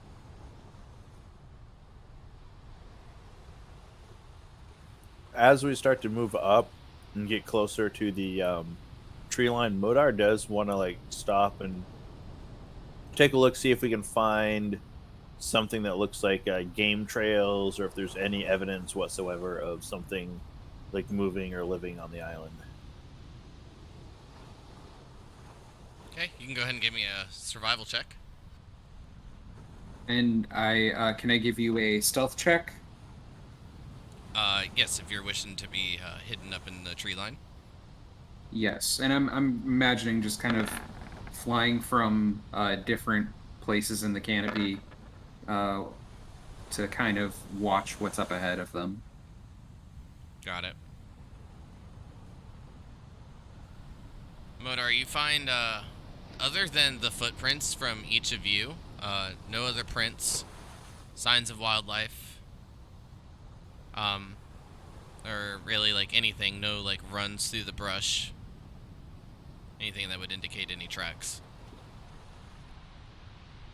How common is like a rainforest area? Like, is it something that one might have, when doing some traveling, come across at least some form of rainforest, or is it just completely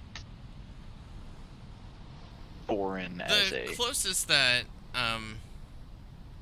either any one of you would have, like, heard or read about in any sense of the manner would be the Forest of Glens. While it's not a rainforest, it is thick and flourishing with life. But that is the closest to this environment.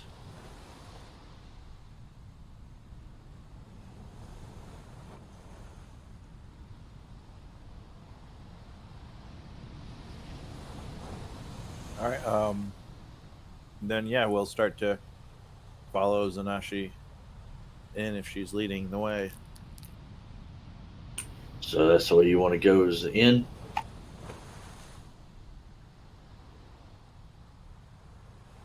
Yeah, I guess Or, we go in. or other option, well, Lusk, why don't you? What do you say? Is it best to go in, or should we go north or south at this point? I say we follow whatever path we can find. The But most direct path would be most optimal. it is, if we're looking to find something of value inside of this forest, I suggest following the paths that creatures and people have taken. I believe you're looking for a ship. Well, if that's the case, I would think that this ship has become a home to wildlife. So perhaps follow the local wildlife to see if perhaps you can find that home. That's my suggestion. I think that's a fair idea. Sounds Yeah. very reasonable. Right. And if anyone can talk to any of the local wildlife and have them point us in the right direction, that would also. Although I will say, if your boat, it is large, well, that means a large creature will take it as a home. If it's magical, well, sometimes that could attract magical creatures. Zanashi just sets off. She gets tired of hearing all this talk. She just starts walking off without everybody going in. She has the right idea. Nothing to but to do. And Modar will follow. Same.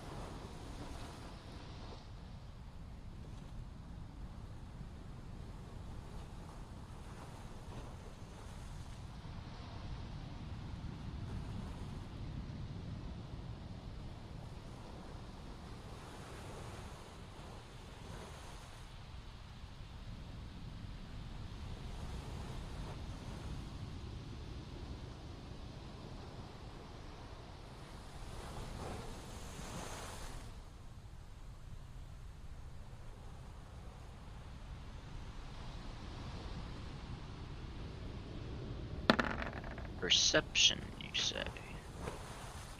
Does my higher viewpoint give a better point to look from? Not at all. Modar, and Lusk, get your eyes off my ass.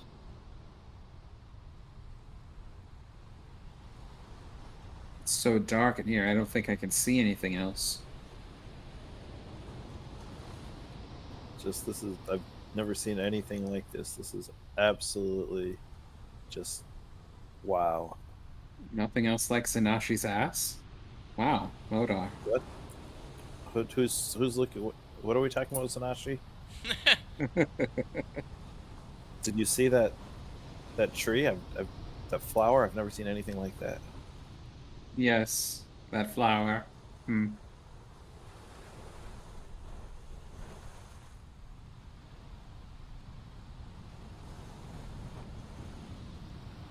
Well, making your way in, as stated, each of you do find it quite a bit difficult. As you continue on, it becomes dark quickly. The vast amount of trees make it quite difficult to even see a few feet in front of you before having to maneuver around them.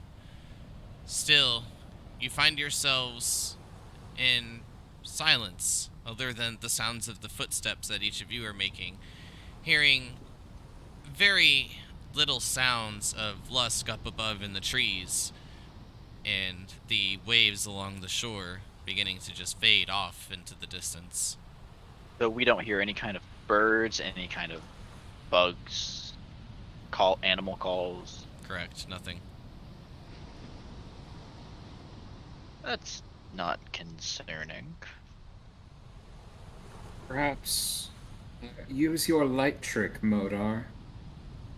I don't know if I would do that. Sure. To be perfectly fair, anything that lives in this forest, they're going to see as well in the dark as they will without. That's a fair point. I can't argue.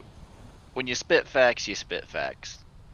Just like Alencia was mind controlled, and we should take that as seriously as anyone else. Anyways, moving on. To be honest, I'm just doing my best bullshitting. I don't know shit. I'm just throwing out what I think may seem like facts.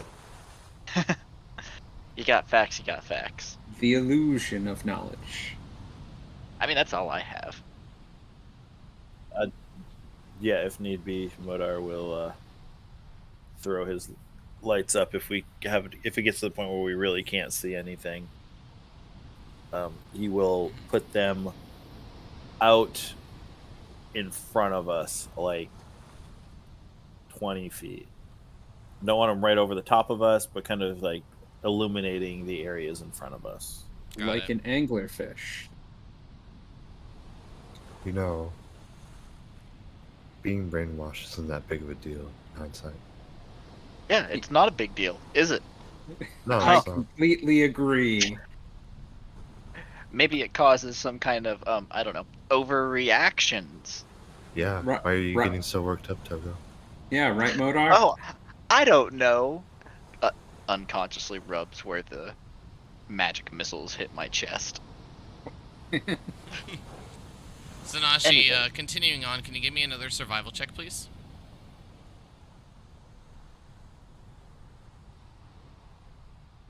Nice. Boom.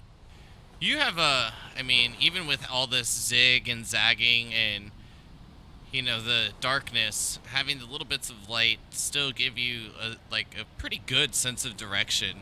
You know that you're making pretty good headway. I mean, the best you could possibly be doing. You're finding the exact right, I mean, while it's not a path, it's, you know, a path that you're finding along the way. Nothing created. You're still having to push through like underbrush and things of that manner, but mainly, obviously, just avoiding the trees. At this point, you would feel that it is getting a bit late in the day. As you're looking around, other than the lights given off from Modar, it's still dark. I tell the group to hold for a split second, and I will fly straight up to break the tree line, and so I can see how close we are to the clearing.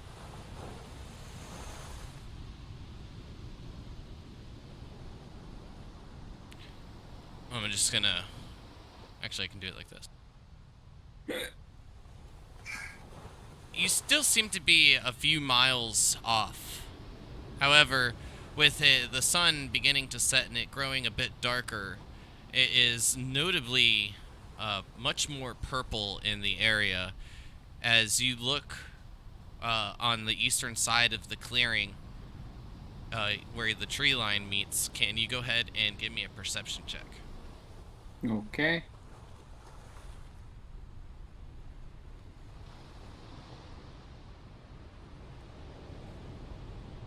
Fucking it up.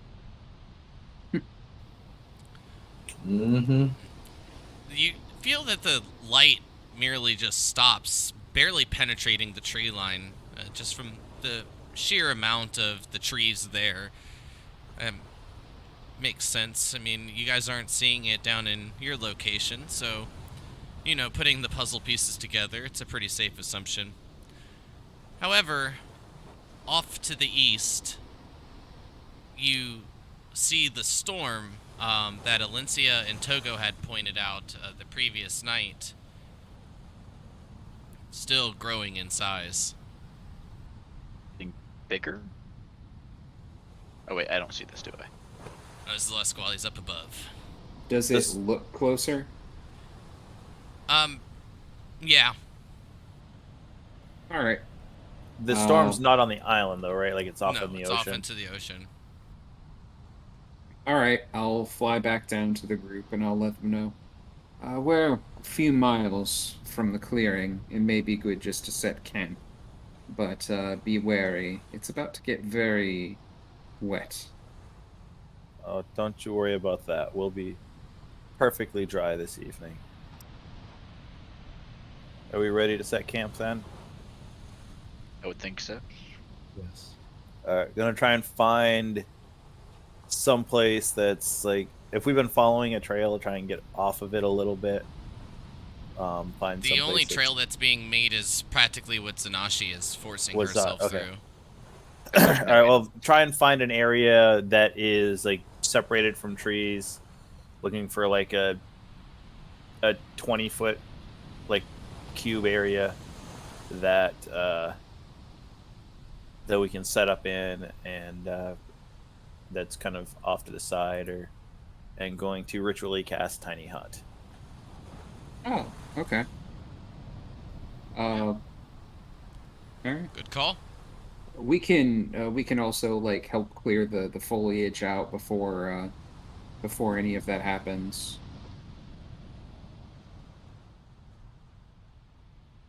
Yes, Um, I've had this for a little while, but we haven't had to use it. this is a great time. This is literally the perfect time. Yeah. While he's doing that, I would like to pull out my new sword and finally have a look at it.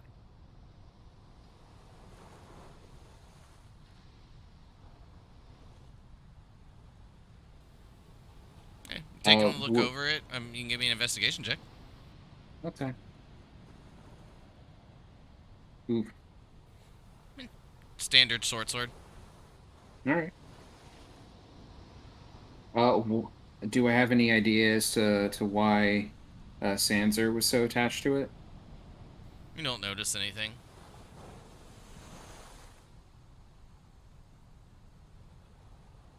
All right.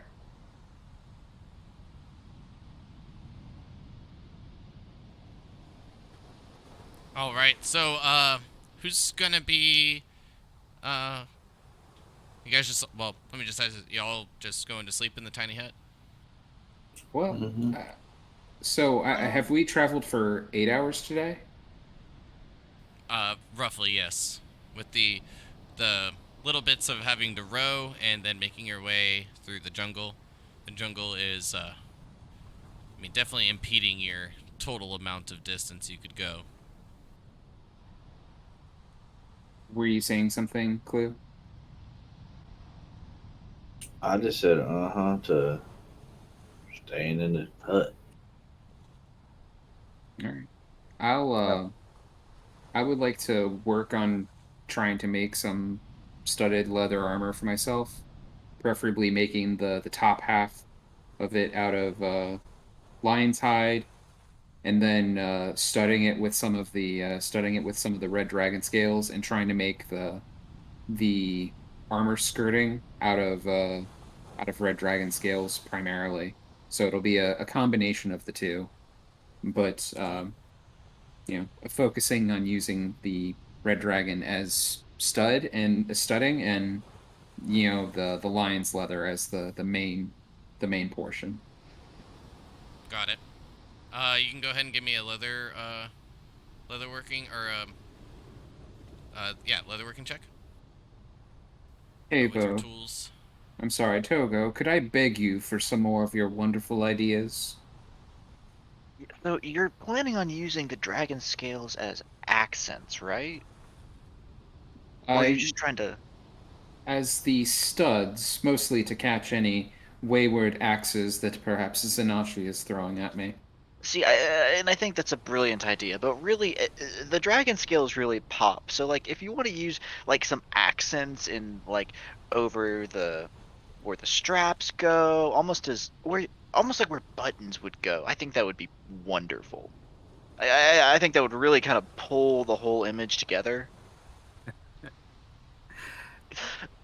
I for the straps as well. Then that seems a good idea. It would keep the armor from falling apart should it take a hit. Makes sense. And yeah, you can have a bardic Thank you. inspiration. I appreciate it. I get him back on a short rest now, so like,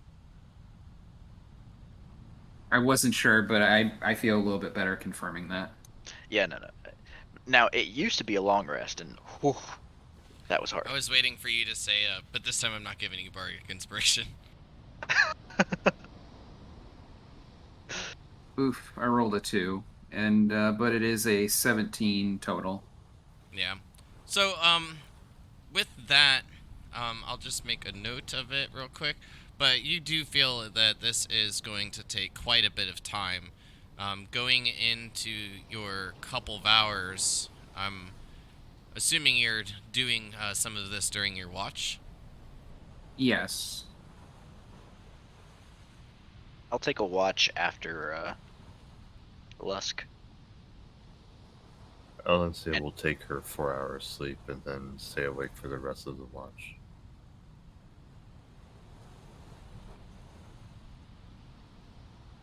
And yeah, Modar will take his few hour watch whenever he normally does.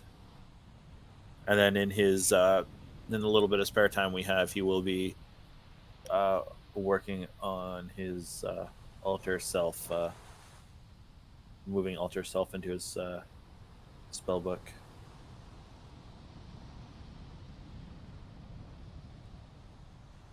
Got it. Well, Alencia,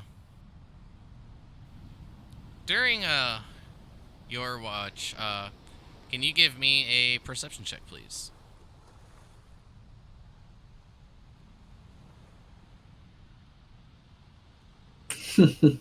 Terrible roll.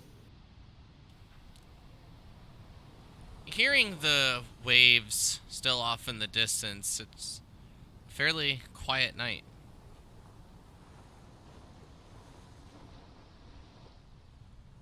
Womp womp. Well,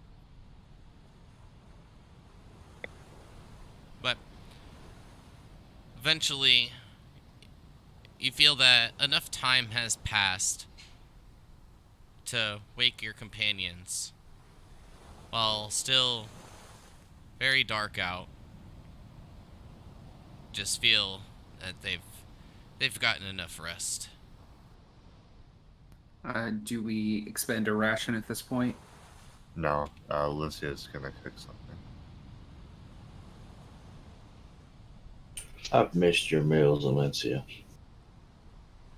Yes, apologies. It's difficult to cook while on the ship.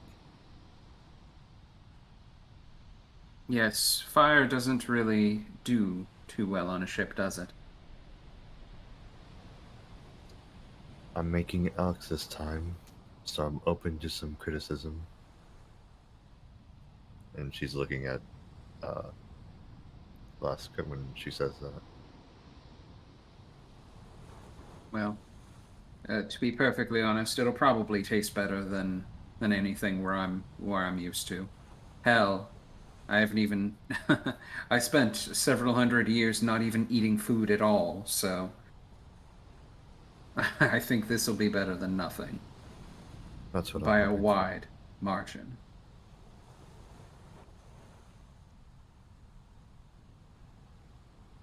Yep, it's just very chunky elf stew. Can you make me cooking utensils with a your wisdom modifier?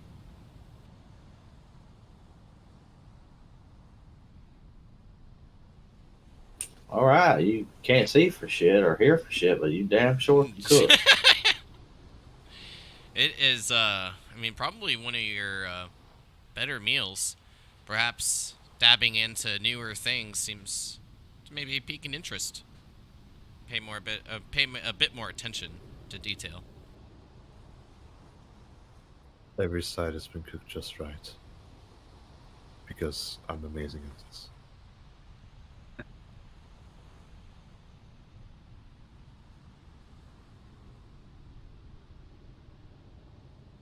Well, Not familiar with the jungle elf stew. Where's it elf jungle stew? Jungle term- elves. This terminology confuses me. Stew of elk. Oh, elk, not elf. Whoops. Yes, that last part was very strange to eat. Oh, You haven't eaten elf before, right? well, you know variety is the spice of life. Valencia, one thing I've learned in my short life: don't ask questions if you really don't want the answers to them. I really do. I'm just saying, when the family puts something on the table back home, well, I It's mean, okay. You don't have to finish that. that's good.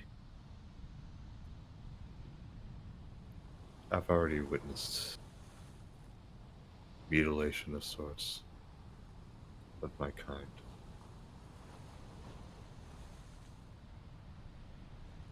I'm gonna go ahead and keep my trap clapped. To be fair, that was by Zanashi.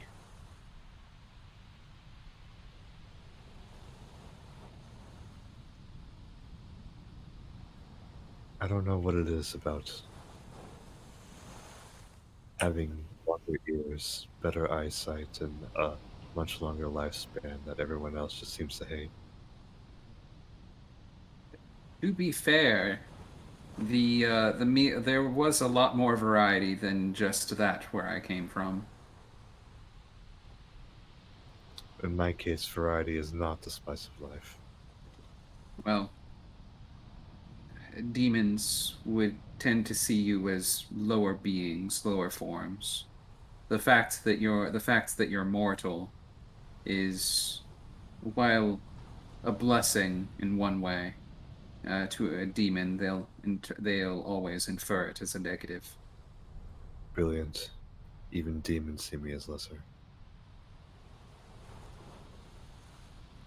I'm going to be immortal one day. Yes, you are. That's the spirit.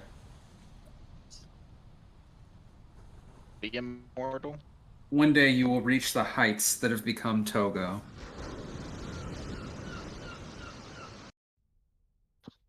I'm immoral, not immortal. There's a difference. I don't think you should use heights like that. Should use what? I don't think you should mention height when around Togo. Oh, what should I say? A new low? That's just rude. Who is this, and who is taking control of Alencia? This isn't Alencia. I'm sorry, I tried. Having quippy lines? The brainwashing must really That's be totally kicking in. unacceptable.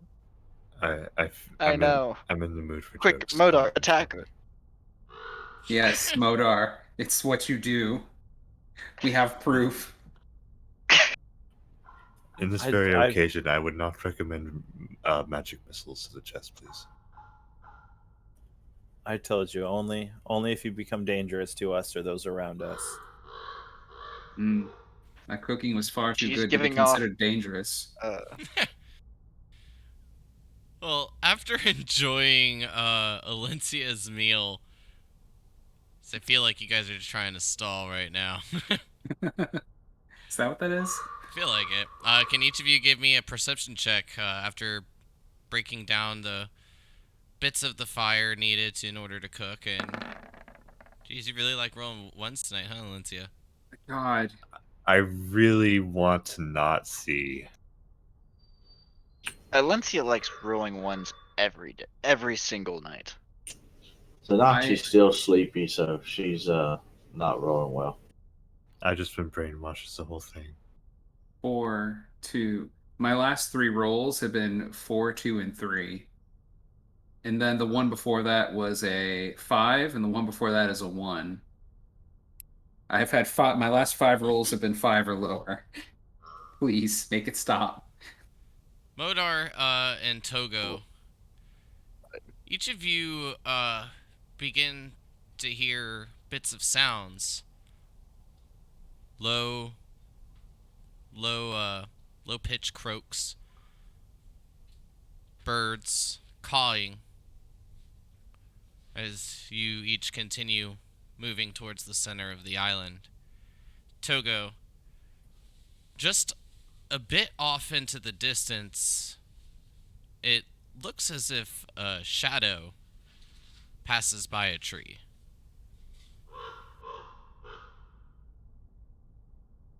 Did we hear these noises Big shadow? yesterday? No, you did not hear the noises yesterday, and I mean, it seemed, compared to you, I mean, a lot of things are big. It seems to be around Zanashi size, so relatively large, I guess you could say. I would like to stealth before we travel, like yesterday. In the flying from canopy point to canopy point. I think I saw something up ahead. It's some kind of something moving around. I don't know if it was anything, but be on the lookout. Yeah. Also, is it odd that we didn't hear any birds yesterday, but we hear them today? It does seem a little suspicious. Sanashi, be on the lookout. What am I looking out for?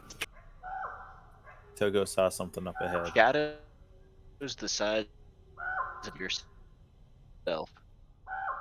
I don't know. It seemed like You're was cutting out, Togo. on Are you going mute? Are you losing your voice? tree. I couldn't see any Was my roll that bad that I just can't hear half of what he says? creature, but oh, yep. I think he's messing with us at this point. Who, I me? think so too. Can you All hear right, I'll keep my eyes out. Yeah, I can hear you.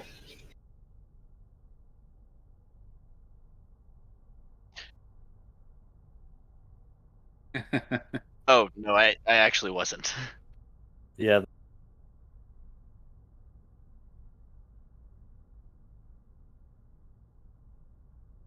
Okay. Besides that, I would just keep pushing towards the center.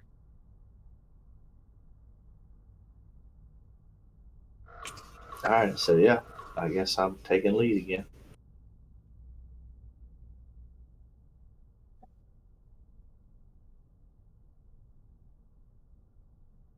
Need a stealth check from Lusk and then a survival check from Zanashi. Oh God.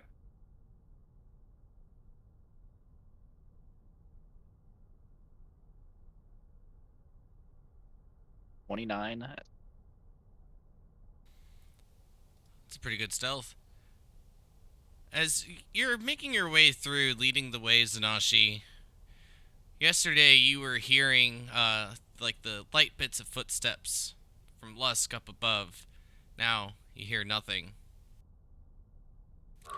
Continuing on, following the sounds that seem to be getting louder and louder, you begin to see light off to your east. The tree line becomes less dense, and you begin to see the clearing. And then the purple orb, while quite large, it seems to be maybe 50 to 100 foot tall, and even and just as wide, sparkles in this purplish hue. Little bits of light, pink, yellow, green, can be seen flashing from within. I'm gonna walk towards it.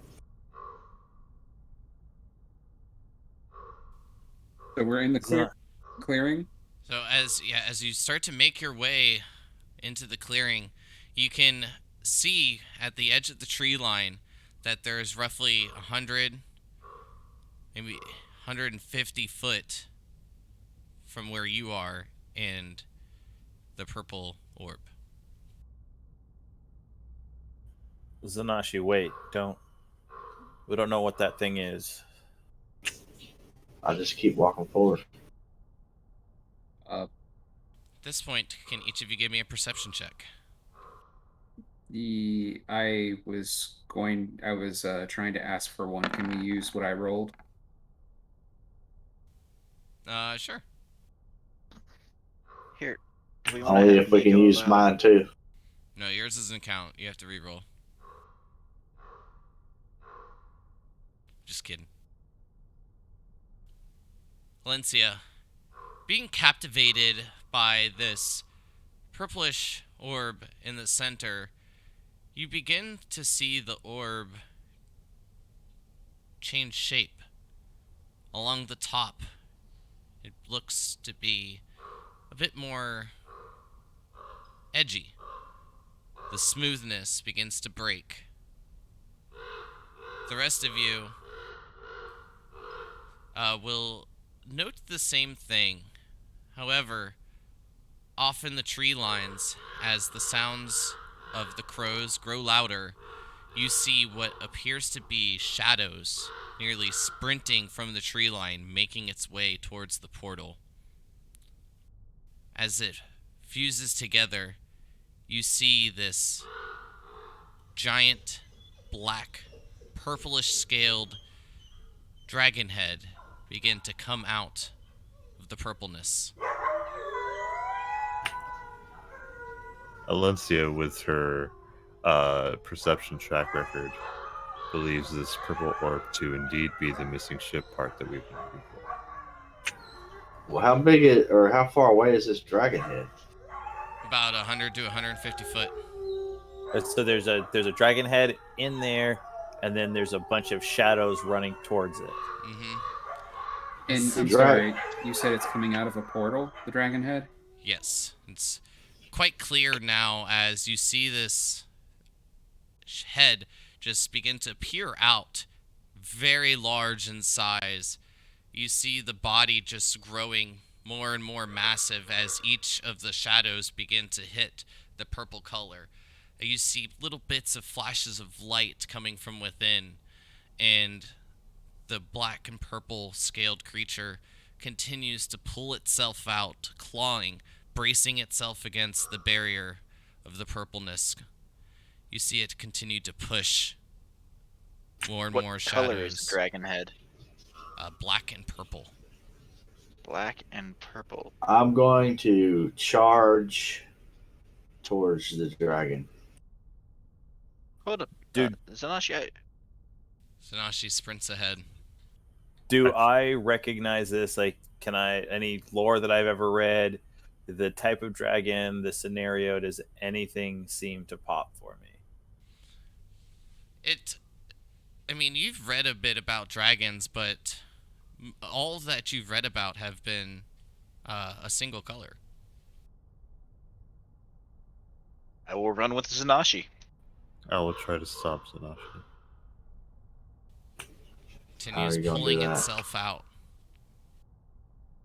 The shadows, do they seem to be helping it or trying to hinder it? Well, as each of the shadows connect to the creature growing larger and larger in size, you see it eventually 3/4 of the way out.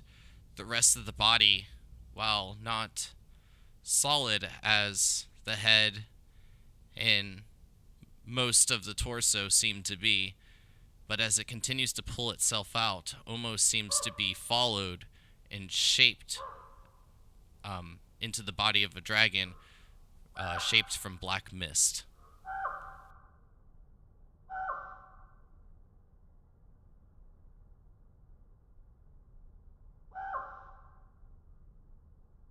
Modar starts to, like, Modar still has, he starts to move forward, but cautiously, trying to keep up with Zanashi, but not catch up to her. I use message on Zanashi and say, "Patience, patience." I yell out, "Patience is for the weak."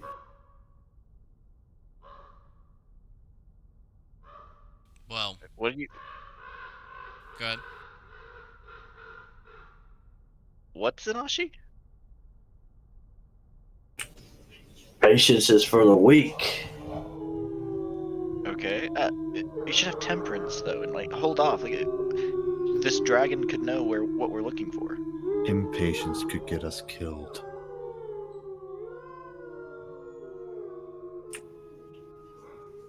As I'm charging, I look back.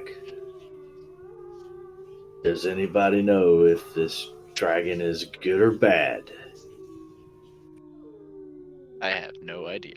Do I have any inclination on that one? Like I said, I know I don't recognize it, but do I have any inclination about age or good or evil? I want to check as well. Go ahead and give me an intelligence check. I mean, the DC is going to be quite high, but I mean, it's possible.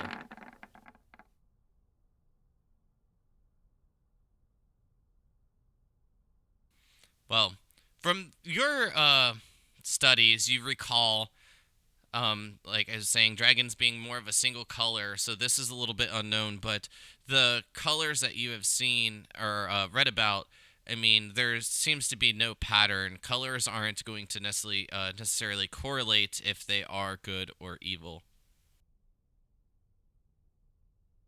You really want to rush towards the dragon? I've been muted this whole time. All right. Less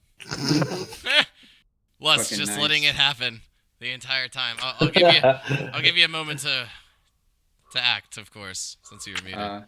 He's I'll, probably been talking up a storm too. What while we've been ignoring him? Not a whole lot. Actually mostly been letting it happen. I fly So it's at the center, and it looks like the shadows are kind of like congregating on it and becoming its body. Indeed. Can I make an Arcana check to understand why its body is separated, or what kind of dragon it must be if it's composed of shadows? I mean, dare I say a shadow dragon? Sure, you can give me an Arcana check. I think it's 3D printing a dragon. Ah, yes. Yeah, that's just what it is. We're 3D printing a dragon slowly. We still have a couple of hours then. I want to get within one, like 25 foot of it before I stop and try to survey whether it looks like it's going to be hostile. And I mean, I guess his head's through, so I'll try to talk to the damn thing. I'll be Well, I'll be like 30 feet behind him in the air. I will well, try to catch back up to Zanashi after okay. she outpaces me.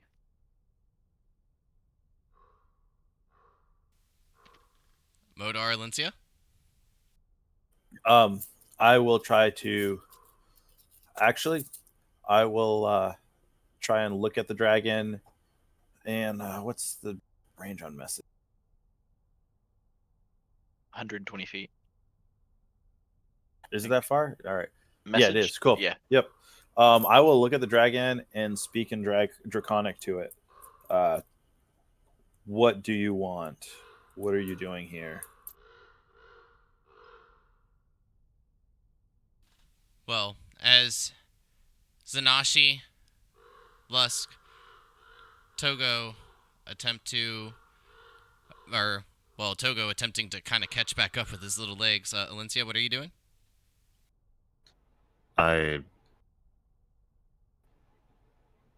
I just have my hand on Zanashi's shoulder as I catch up to her and she stops, and just go,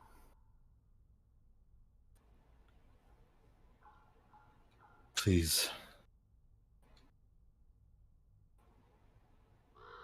Please, what?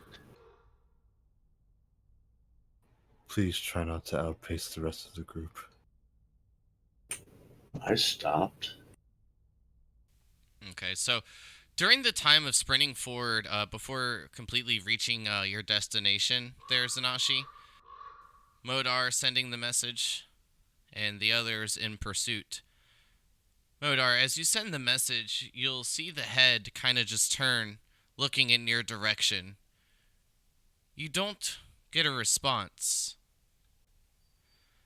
As the others move forward, the sounds of animals begin to echo out more and more. The bird calls become louder.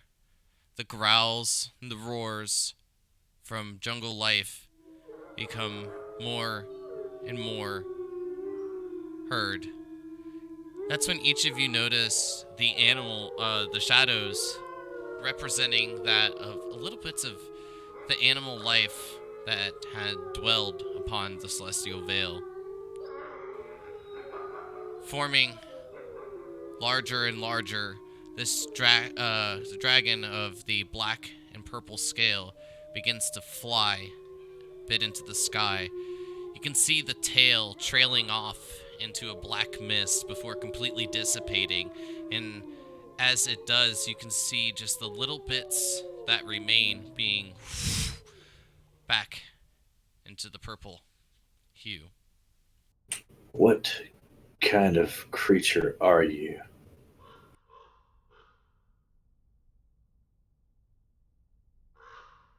Based off how it's looking at us, does it seem like it's intelligent, or I mean intelligent as in like sentient and cognitive and potentially capable of speech? I know I can't get that much from it, but Well, it will then land about 25 foot away from you, Zanashi. You see the purplish color from the orb begin to dissipate, almost becoming transparent. the black and purple scaled creature growing and appearing more and more solid. And then at this point is where we will call tonight's session. Woo. Just to confirm, next week we have Alencia saying you said that you were unavailable. I believe so. All right. Well, we'll reconfirm on that. And Yeah, I'm unavailable. okay. Well, then the week after that, I was going to take off, just to do like our normal break. But I mean, we Well, can no, I said continue, but I told you, yeah, the 22nd and the 29th, I'm going to be late showing up. It's going to be like 7 or it's going to be, what did I post? So I may be a little bit late on those days. the 29th, I don't mind starting a little bit later. But like I said, the 22nd, I plan to take off anyways, just to recoup and shit. I got you. But I don't want to get too much more into this, being towards the end of our session. So what I will leave you all with is this. Can each of you give me an insight check?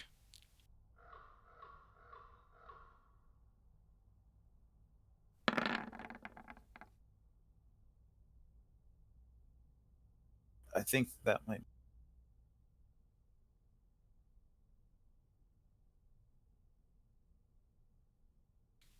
Alencia and Togo.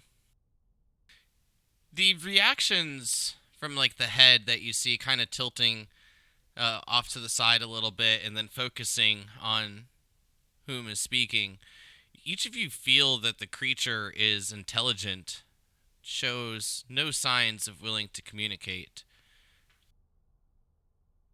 Unfortunately, with your lack of experience with any type of creature of this nature, it is quite difficult to really get much of a read.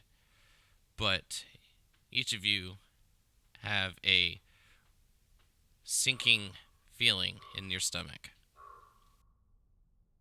I don't like the sound of that. So y'all just don't listen to me. Let's just stop and talk to the dragon. He won't eat us. We'll give him an upper Have you hand. met me? I Well, can sit let's and talk to a rock. let's wanted to see what the dragon was gonna do. Let him just kill us. I mean, I was wanting to attack first. From far away. It's a run or fight situation, and Modar's on the fence. We weren't going to get a surprise on it. 150-foot open plain, like no way to No. hide. Just like, and you see a green orc running at you. There was no surprise there.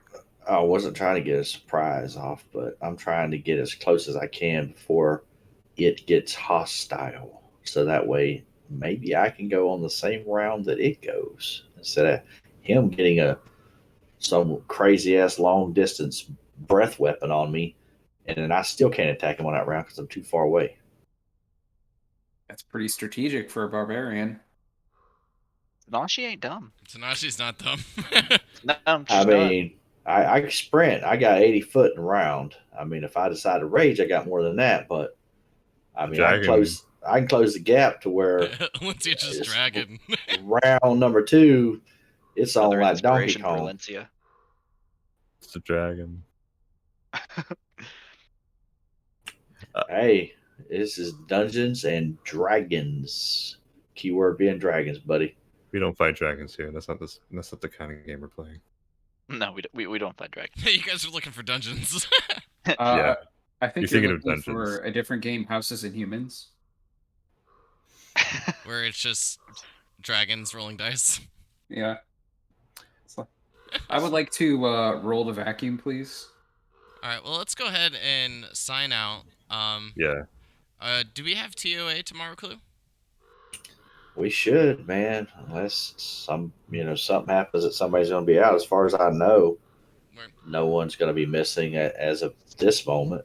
Since I'm gonna be gone for like 2 weeks, like I did want to try to have Alicia open up a little by having more of a sense of humor, which is So- genuine. She likes making jokes now. You see, it's an effect that is had once you try to kill your friend for being brainwashed. Yeah, like Once you didn't You try to become a kill lot better. Togo. That was Modar. yeah, she did. She tried to attack me. I just cutting words to it both times. She what? Really? Yeah, I think mean, she at was. least I think once. she was going for non-lethal, if I remember correctly. Well, I was, but I don't remember that part. Yeah, but Togo True. wasn't getting punched in the face. That's his moneymaker. But everyone have a At good least one of night. your two attacks by Sign cutting us words. out. Yeah. Good night. Good night. Night.